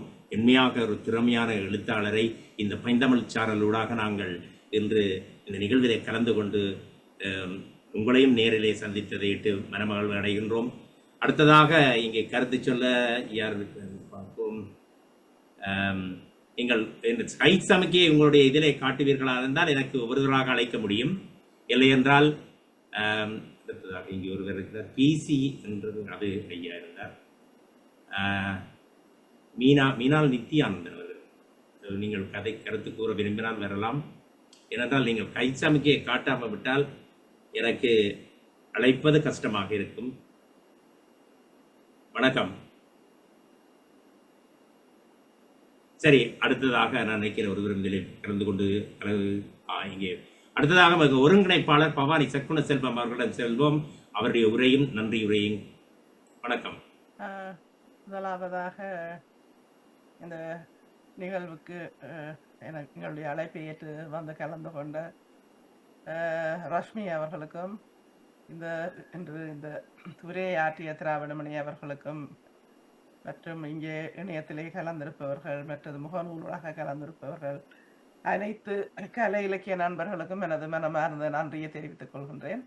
ரஷ்மி மிகவும் வேலைப்பளு இருந்த போதும் நான் வருவேன் என்று சொல்லி வந்து கலந்து கொண்டது எங்களுக்கு மிகவும் மகிழ்ச்சியை ஏற்படுத்தியுள்ளது.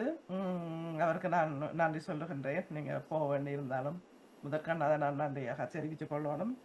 மற்றது இந்த எழுத்துக்கள் இந்த கதைகள் ஒரு வித்தியாசமாகத்தான் இருந்தது. ஆனால் எனக்கும் இந்த உளவளத்துறையில் ஒரு ஈடுபாடு இருக்கிறபடியினால அனைத்தும் சரி, சில பேர் முரண்களோடையும் ஒரு நடக்க முடியாத சாத்தியமில்லாத விடயங்கள் எழுதுவார்கள். ஆனால் இது எல்லாமே சாத்தியமானது. இது அருமையாக இந்த உளவியல் விடயங்கள் கதைகளினூடாக புனியப்பட்டு அருமையாக படைக்கப்பட்டிருக்கிறேன்னு தான் நான் சொல்லுவேன். இந்த முதலாவது கதையில் இடம்பெற்ற இந்த சிறு வயதிலேயே பாலியல் வன்முறைக்கு உட்படுத்தப்பட்டு அது இலங்கையிலே நிறைய நடந்தது. அப்படியாக இங்கு புலம்பெயர் நாடுகளில் இருக்கிறவர்கள் கூட அவர்கள் ஒரு நடைப்பணமாகத்தான் இருக்கின்றார்கள். இங்கே அவர்களுக்கு எவ்வளவு மாத்திரைகள் எல்லாம் கொடுத்தது, மாத்திரைகள் குளிகைகள் எல்லாம் கொடுக்கும்போது குளிகை என்பது மாத்திரை, குடுவை என்பது போத்தல், அது குறிப்பிடணும். இப்போ எவ்வளவுதான் குளிகைகளையோ மாத்திரைகளையோ கொடுத்தாலும் கூட அவர்கள் ஒரு மரம் மாதிரி நடந்து போற ஒரு மரம் மாதிரி நடப்பினம் மாதிரியா தான் வாழ்ந்து கொண்டு இருக்கின்றார்கள்.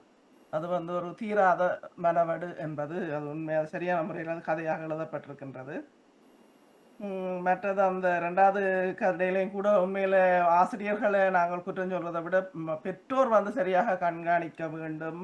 ஆசிரியர்களும் தான் அப்படியாக உண்மையிலே இற்ற வரைக்கும் நடந்து கொண்டு தான் இருக்கிறது. அதாவது சில பிள்ளைகள் அந்த பகுடி விதை அதுகள் செய்கிறதால தற்கொலை கூட செய்து கொண்டிருக்கின்றார்கள். நானும் குலராஜன் தற்செயலாக நேற்று அது சம்பந்தமாக கதைத்திருந்தோம்.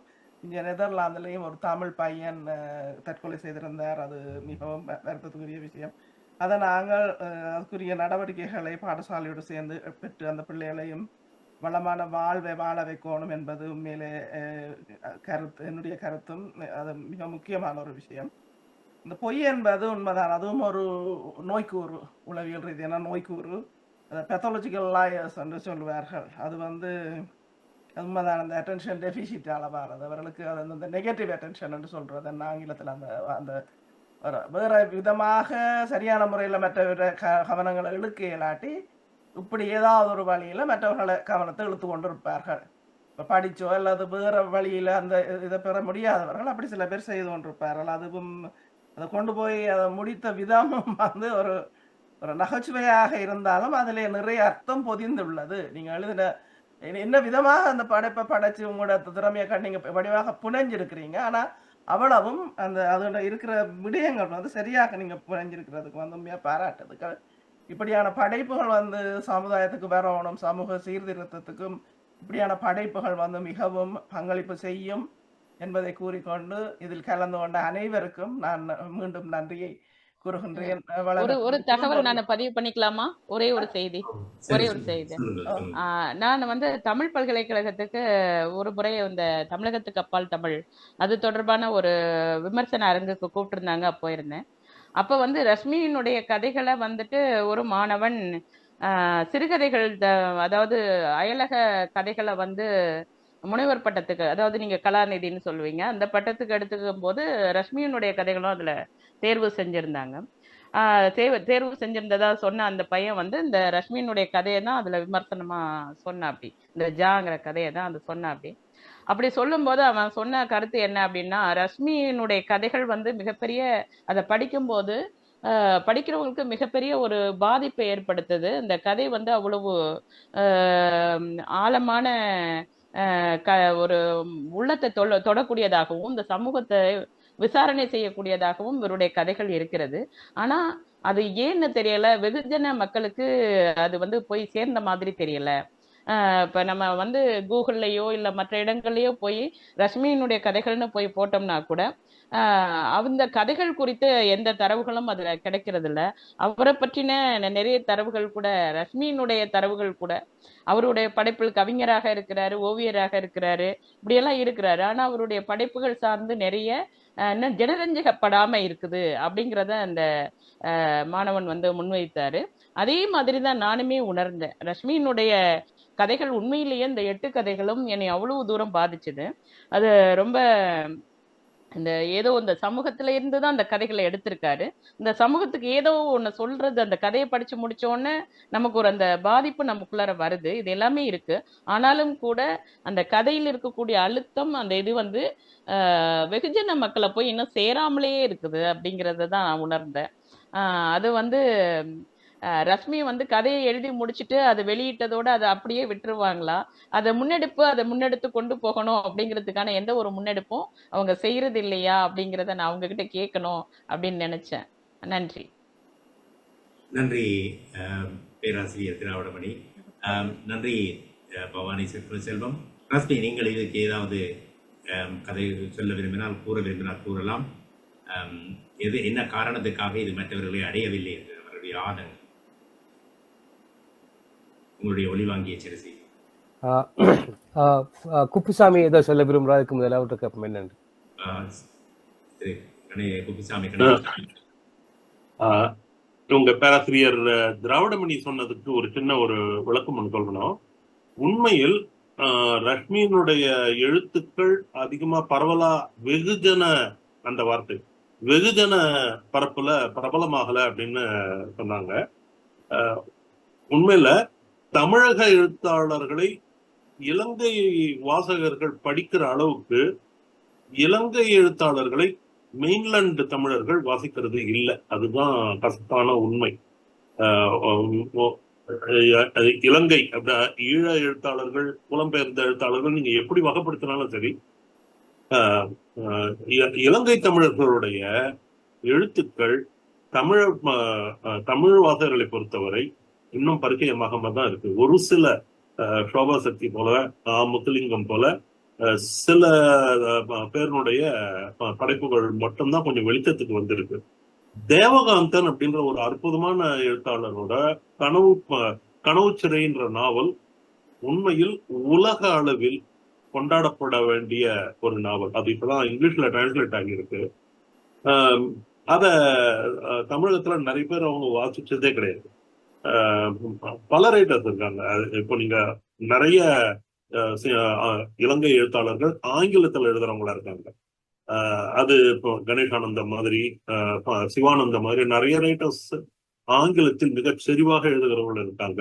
உலக அளவில் அவர்களுக்கு வெளிச்சம் கிடைத்தாலும் கூட தமிழ் வாசகர்கள் ஒரு சின்ன வட்டத்துக்குள்ளவே தான் இருக்காங்க. இலங்கை எழுத்தாளர்களை அதிகமா திரும்பி பார்க்கறதே இல்லை. அது ரஷ்மியினுடைய குறை அல்ல, இது தமிழ் வாசகர்களுடைய குறை அப்படின்னு நான் சொல்ல முடியும்.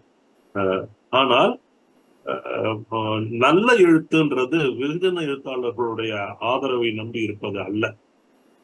ரஷ்மியினுடைய எழுத்து மிக வலிமையான ஒரு எழுத்து. அது எப்போதும் கொஞ்சம் காலம் கடந்தாவது இங்க தமிழகத்தில் வெளிச்சத்துக்கு வரும். ஒரு ரைட்டர் எழுதுறதை தாண்டி அதை ப்ரமோட் பண்றதுன்றதெல்லாம் ரொம்ப கஷ்டமான விஷயம். அது அவர் ரைட்டரோட வேலையே கிடையாது. அது எத்தனை தமிழ் பல்கலைக்கழகங்களோ அல்லது இலக்கிய அமைப்புகளோ ரஷ்மியினுடைய எழுத்து இந்த தொகுப்பு வந்து பல வருஷங்கள் ஆயிடுச்சு, ஒரு 3 வருஷம் ஆயிருக்கும்னு நினைக்கிறேன். ஐ திங்க் இந்த நாவலுக்கு, இந்த சிறுகதை தொகுப்புக்கு நடக்கிற முதல் மதிப்புரை கூட்டம் இதுதான். இப்படிதான் இருக்கு தமிழ் வாசகர்களுடைய நிலைமை. அதனால் படைப்பாளிய நம்ம சொல்ல முடியாது. நிறைய சஞ்சிகைகள் இருக்குது. இப்ப விமர்சனம், இப்ப திராவிடமணி அம்மா கூட இன்றைக்கு செய்த விமர்சனத்தை எழுதி சஞ்சிகைகள்ல போட்டுக்கொண்டு வந்தா கூட ஓரளவுக்கு பிரபல்யம் அடையும். அதுதான் இப்ப ரஷ்மிக்கு மட்டும் இல்ல, நிறைய எழுத்து படைப்பாளருக்கு அந்த பிரச்சனை இருக்கு. நல்லா எழுதுறாங்க, ஆனா வெளியில வர்றது இல்லை. எப்படித்தான் அதை கொண்டு போறன்றதும் தெரியாது ஒருத்தருக்கும். அப்ப தயவு செய்து இப்படி விமர்சனங்களை செய்கிறார்கள் என்றாலும் அது சஞ்சிகைகள் இப்ப பதிவுகள் அல்லது தாய் வீடு அப்படியான இப்ப ஞானம் அந்த மாதிரியான அதே மாதிரி இந்தியால இருந்து வரக்கூடிய சஞ்சிகைகளுக்கு என்றாலும் அது அனுப்பி அதை பதிவு செய்தால் விமர்சனங்களாக அல்லது சில பேர் வாசிக்கிறாங்க இப்ப வாசித்து பதிவு செய்யறாங்க. இந்த ஐயா கூட அந்த நூலகத்துல கூட சில விஷயங்களை வாசிப்பு பதிவாக செய்கிறாங்க. அப்ப அப்படி செய்வதன் மூலம்தான் அது பொது ஜனங்களை சென்றடையும். வாசித்து இலகுபடுத்தி வாசித்து கொடுக்கல அது போக வைக்க கேட்டுக்கொண்டு திரியிறாங்க. அந்த வானொலியில கேட்கறதன் மூலமாக செய்யறாங்க. அப்ப அப்படியாக உண்மைதான், அது எழுதுறவருடைய கடமை அல்ல, அது மக்களுடைய கடமை, வாசகர்கள் விமர்சகர்களுடைய கடமை என்று நான் நினைக்கின்றேன். நன்றி. நன்றி நன்றி. அருமை. வணக்கம். வணக்கம். உங்களுடைய நீங்கள் யார் பேசுகிறீர்கள் இந்த இடத்துல? என்னுடைய பெயர் டேனியல் ஜெயந்தன், பாரிஸ்ல இருந்து பேசுறேன். வணக்கம். வணக்கம் எல்லாருக்கும், கலந்து கொண்டிருக்க எல்லாருக்கும் வணக்கம். என்னன்னு சொன்னால், ரஷ்மி, எழுத்தாளர் ரஷ்மி, கவிஞர் ரஷ்மி என்று சொல்ற விட ரஷ்மி அண்ணா என்று சொல்லி உரிமையோட சொல்லி நான் என்னுடைய இந்த குறிப்பை, இந்த புத்தகம் குறிச்சான நான் படித்த அந்த அனுபவம், அதை குறிச்சான என்னுடைய எண்ணங்களை ஒரு சிறிய நிமிடங்களுக்குள்ள நான் அதை சொல்லி முடிக்கிறேன். கிட்டத்தட்ட 1 வருடங்களுக்கு முன்னர் நான் இந்த புத்தகத்தை படித்து முடிச்சிட்டேன். இது அவருடைய கையெழுத்தை நான் வேண்டி பிரியமாக அல்லது அவருடைய அன்போடு நான் இதை பெற்றுக்கொண்ட புத்தகம் வந்து உடனடியாக நான் அதை படித்து தினமும் ஒவ்வொரு கதை, என்னென்றால் தினமும் ஒவ்வொரு கதையை நான் படித்து அவரோட நான் இது குறிச்சான உரையாடல் நீண்ட நாட்களாக நான் எழுதி கொண்டிருந்தேன். அந்த வகையில் வந்து இந்த கதையில வந்து ஏன் ஒரு நாளைக்கு ஒரு கதை என்று கேள்வி எழுந்தால், இந்த கதைகளை வெறுமனே ஒரே தடவையாக படிச்சுட்டு போகிற கதைகள் அல்ல. மிக முக்கியமான விடயம் என்னன்னு சொன்னால், அதில் ஒவ்வொரு கதையும் வந்து ஒரு நாள் படித்தால் அந்த கதையோட அந்த நாள் முழுவதும் வந்து நான் எனக்குள்ளே பல கேள்விகளையும் அல்லது நிறைய உரையாடல்களையும் செய்ய வேண்டிய தேவை இருக்கிறது. அப்படியான கதையெல்லாம் இதில் அனைத்து கதைகளும். அவருடைய மொழியும் சரி, அவர் பயன்படுத்துகின்ற சொற்களும் சரி, மிகவும் மிகவும் பிரமாதமாக இருக்கும். நானே மிகவும் வியந்து படித்து நான் காரணம் என்னன்னு சொன்னால், இந்த கடந்த காலங்களில் நான் தொடர்ந்து சிறுகதை நாவல்களை படித்து கொண்டிருந்தாலும் இந்த சற்றே பெரிய கதைகளின் புத்தகம் வந்து ரஷ்மினாட உண்மையில என்ன மிகவும் ஒரு பேச வச்ச ஒரு புத்தகம். அதில் வர்ற கதைகள் ஒவ்வொன்றும் தனித்தன்மை வாய்ந்தது. மேரி மேக்தலினும் தீர்க்கதர்சியும் சரி, அது வந்து மிக பிரமாதமான கதை. அதே மாதிரி ஞானி, வாவிக்கரை வீட்டில் வாழ்ந்தவர்கள் எல்லாம் மிக பிரமாதமான கதை. அதெல்லாம் பேசிக்கொண்டே இருக்கலாங்க. நான் ரஷ்மினாட்ட சொன்னேன், நான் என்னன்னு சொன்னா, இந்த கதையில குறித்து நான் கட்டாயம் ஒரு ஒரு ஒரு கட்டுரை எழுதணும்னு சொல்லி கொண்டு வந்தேன். நான் அதுக்கான குறிப்புகள் எல்லாம் நான் எடுத்து வச்சிருக்கிறேன். மிக விரைவில் நான் வந்து இதை திருப்ப இந்த இதை பற்றி நான் கட்டாயம் எழுதுவேன். பெண்ணால் காதை, நீளம், அதெல்லாம் மிக பிரமாதமான கதைகள். இதுல என்ன விஷயம்னு சொன்னால், இது எல்லாட்டையும் போய் சீரையில என்று சொல்லி கணவர் இங்க பேசியவர்கள் பேசி கொண்டிருந்தார்கள்.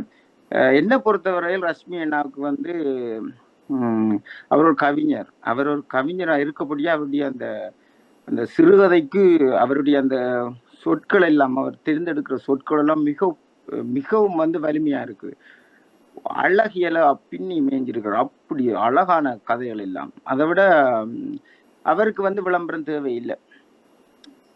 என்னட்ட கேட்டா எனக்கு அவருக்கு விளம்பரமே தேவையில்லை. அவருடைய என்னன்னு சொல்ற, அவருடைய கதைகள் எல்லாம் வந்து மிக பிரமானது. என்னட்ட கேட்டால் அவருடைய ஒரு சர்வேச தரமான கதைகள் என்று நான் சொல்லுவேன். சில கதைகள் அதில் நான் இதுவரை யாரும் எழுதின மாதிரி அப்படி பார்த்ததில்லை. அப்படி தரமான கதைகள். அதால வந்து இந்த கதை இந்த மீட்டிங் வந்து ஒருவேளை நீங்க போடுற முதலாவது மீட்டிங்கா இருக்கட்டும். ஆனா இந்த கதைகள் வந்து நிச்சயமா வந்து இன்றைக்கு பேசப்படாட்டாலும் இன்னும் ஒரு கொஞ்ச காலத்தால இந்த கதைகள் நிச்சயமா ஒரு அழியாத ஒரு இடத்துல நிற்கும் என்றதுல எனக்கு எந்த மாற்று கருத்தும் இல்லை. அதால இதை படிக்கல தமிழ் வாசகருக்கு போய் சேரலன்னு சொன்னா அது வந்து அவருடைய குறையா நான் பார்க்க மாட்டேன். அது வாசகருடைய குறை. சரியான முறையில அவங்க தேடி படிக்கலைன்ற நான் சொல்லுவேன். இப்ப நான் கூட அவருடைய அவருடைய கவிதைகள் எதையும் நான் படிக்கல.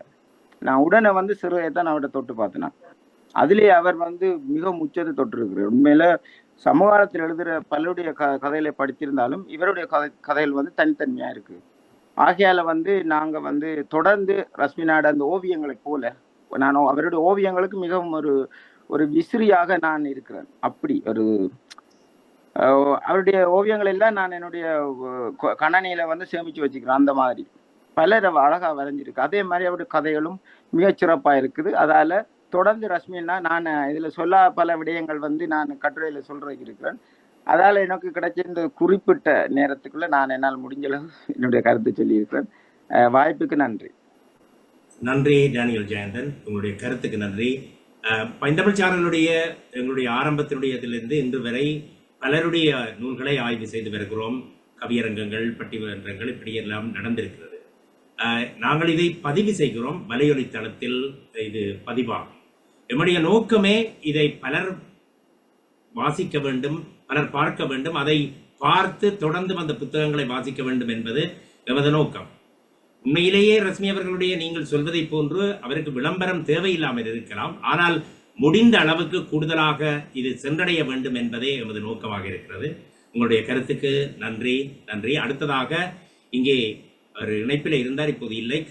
எழுத்தாளர் கலா சிறிரஞ்சன் அவர்கள் இங்கே ஒரு பதிவு செய்திருக்கிறார். நான் வீட்டில் வெகு தூரத்தில் இருப்பதால் தொடர்பில் இருக்க முடியவில்லை.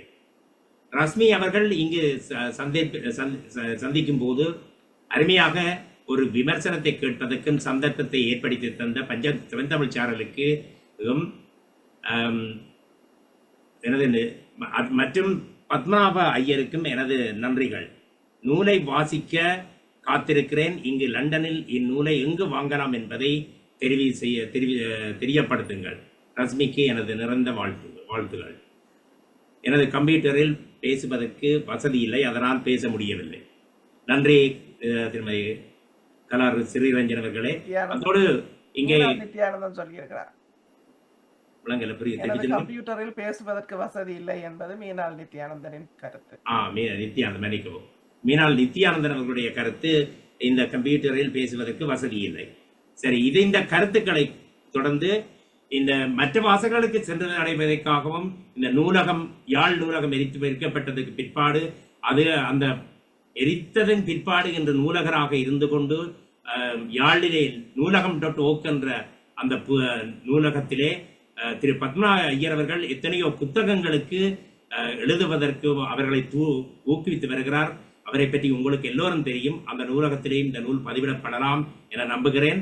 சரி, அடுத்ததாக உங்களுடைய யாராவது ஒரு கருத்து கூற விரும்பினால் உங்களுடைய கருத்தை தெரிவிங்கள். ஏனென்றால் நிகழ்ச்சியை நிறைவு கொண்டு வருவதற்கு இருக்கிறேன். வேறு யாராவது? வணக்கம். ஒரு தரம் இல்லை. ஒரே ஒரு கேள்வி எனக்கு. இவர் கதை மாந்தர்களை படைக்கின்ற போது அவர் வைத்த பெயர்கள் யா, உத்தமன், மாத்தியா, இதையெல்லாம் எப்படி ஏன் இதற்காக வைத்தீர்கள் என்று முடிந்தால் ரஸ்மி அவர்களை கூறுமாறு அன்போடு கேட்டுக்கொள்கிறேன். உண்மையில இந்த கதைகள் முற்றுமுழுதாக கற்பனை அல்ல. நிஜத்துக்கு, நிஜமான சம்பவங்களுக்கு, நிஜமான கதாபாத்திரங்களுக்கு மிகவும் அண்மித்த கதைகள். நான் அந்த உண்மையான ஆட்களை காப்பாற்றணுங்கிறதுக்காகத்தான் இப்படி குறியீடுகளாகவும் ஆரம்பிச்சேன். அவங்களுக்கு எனக்கு மனிதர்கள் முக்கியம். இலக்கியத்தை விட மனிதர்கள் தான், மகிழ்ந்த உணர்வுகள் தான் முக்கியம் எனக்கு. அப்போ இதால் அவங்களுக்கு பர்சனல் லைஃப்ல ஏதாவது பிரச்சனை வந்துடக்கூடாதுங்கிறதுக்காகத்தான் இதை பூடகமாக அவங்கள அடையாளங்களை மாற்றியும் அவங்கள பற்றி வேறு இயல்புகளை அவங்களுக்கு கொண்டு வந்து இப்போ உதாரணமாக மாத்தையங்கிற கேரக்டர் இப்போ எங்களோட வீட்டுக்கு இந்த ஊரில் இலங்கையில் இந்த வீட்டுக்கு பக்கத்தில் இருந்த யாராவது வாய்ச்சா அவங்களுக்கு தெரியக்கூடாதுன்னு தான் விரும்பினேன். அது ஒரு உண்மையான கேரக்டர் மாத்தையாங்கிறது. அப்போ அதுக்காகத்தான் அவர் ஒரு வேறு மாதிரி கொண்டு வந்து அவருக்கு வேறு மாதிரி ஒரு உத்தியோகத்தை கொடுத்து, வேறு மாதிரி உருவத்தை கொடுத்து, அப்படி வேற ஒரு பேரை கொடுத்து, அந்த சம்பவம் உண்மை. ஆனால் அது அந்த மாத்தையா அப்படியான தோற்றமோ அப்படியான வேலை செஞ்ச ஒரு ஆளை இல்லை. அது அந்த மாந்தர்களை காப்பாற்றுறதுக்காகத்தான் இப்படி நான் செஞ்சேன். திட்டமிட்டு செய்யப்பட்டது. நன்றி. அது உங்களுடைய எழுத்துக்களிலேயே தெரிகிறது. ஏனென்றால் நீங்கள் இந்த என்று சொல்கிற போதே நான் புரிந்து கொண்டேன். அதை சரி உடனடியாக என்னவென்று சொல்லாமல் வாசிப்பவர்கள் புரிந்து கொள்ளட்டும் என்ற அடிப்படையில் நீங்கள் எழுதியிருப்பது அருமையாக இருந்தது. நன்றி நன்றி நன்றி. இது எல்லோருக்கும் புரிந்திருக்கும் என்பதற்காகவும் தான் நான் இந்த கேள்வியை உங்களிடம் வைத்தேன். நன்றி ஐயா, உங்களுடைய கருத்துக்கு நன்றி. இவ்வளவு நேரமும் இந்த நிகழ்விலே கலந்து கொண்டு சிறப்பித்தமைக்கு நன்றி கூறுகிறோம். சரி, இந்த நிகழ்ச்சியை யாராவது இறுதியாக ஒரு கருத்து கூற விரும்பினால் இது ஒரு சந்தர்ப்பம், இல்லை என்றால் நான் இந்த நிகழ்வை நிறைவுக்கு கொண்டு வர இருக்கிறேன். சரி, ஒருவரும் இல்லை. ஒரு வழமை போல ஒரு கவிதையோடு இந்த நிகழ்வை நிறைவுக்கு கொண்டு வர இருக்கிறேன். செம்மொழி வாழ்த்து கேபி ஐயா எழுதியது. முதலொளியாம் முத்தாம் வளர்மொழியாம், முதலொளியாம் முத்தாம் வளர்மொழியாம், வாய்த்த இரு கண்ணாம் கருவிழியாம் காலமாம், கண்ணல் இனிமை வளமை இளமை வளமை தனிச்சிறப்புள்ள தமிழ், பிறக்கும் பொழுதே பிறக்கும் மொழியில் பிறக்கும் உறவும் அம்மாவாம், சிறப்பிது போல் உண்டோ பிறமொழி ஒன்றிலுமே சொல்லுக, சிறப்பிது போல் உண்டோ பிறமொழி ஒன்றிலுமே சொல்லுக, கொண்டதும் செம்மொழி தமிழ் அறம் பொருள் இன்பம் அதன் பின் பெரும் பேரும் அன்ன பெருமை அனைத்தும் திறமையாய் அமைந்ததும் வளமாய் நிலமதில் வாழும் அருமை தமிழே சிறப்பு. பன்மொழி ஏற்று பதித்த இலக்கியங்கள், பன்மொழி ஏற்று பதித்த இலக்கியங்கள் வன்பொலி வேற்றி வன்பொலி வேற்றி வளர்த்ததுமே தன்னிலை திண்ணமும் தேறியும் முன்னிலை போற்றியும் வந்தமிழ் வாழும் வாழ்த்து, வந்தமிழ் வாழும் வாழ்த்து. சரி, இத்தோடு இந்த நிகழ்வை நாம் நிறைவுக்கு கொண்டு வர இருக்கிறோம். இதுவரை நேரமும் பைந்தமிழ் சாரல் வழங்கிய ரஸ்மி அவர்களின் கதைகள் பதிவும் பார்வையும் கேட்டு மகிழ்ந்தீர்கள். இந்த நிகழ்வு வலையொலியில் பைந்தமிழ் சாரலுடைய வலையொலியில் மிகவில் பதிவேற்றம் செய்யப்படும் என்பதை அறிய தருகின்றோம். இன்றைய இந்த நிகழ்விலே கலந்து கொண்டு சிறப்பித்த அனைத்து உள்ளங்களுக்கும் எமது மனமார்ந்த நன்றியை தெரிவித்துக் கொள்கின்றோம். குறிப்பாக எழுத்தாளர், ஓவியர், கவிஞர் ரஸ்மி அவர்களுக்கும் இன்றைய இந்த நிகழ்விலே பேச்சாளராக கலந்து கொண்டு சிறப்பித்த தாய் தமிழகத்திலிருந்து சிறப்பித்த பேராசிரியர் முனைவர் பு திராவிடமணி அவர்களுக்கும், வலையொலி தளத்தினூடாக பார்த்து மகள இருக்கின்ற அனைவருக்கும் மற்றும் சூம் செயலியூடாக இணைந்து சிறப்பித்த அனைத்து கலை இலக்கிய நண்பர்களுக்கும், ராஜ் குலராஜா என்ற முகலனூடாக பார்த்து ரசித்துக் கொண்டிருக்கின்ற அன்புறவுகள் அனைவருக்கும் வணக்கம் கூறி விடைபெற்றுக் கொள்கின்றோம். நன்றி, வணக்கம்.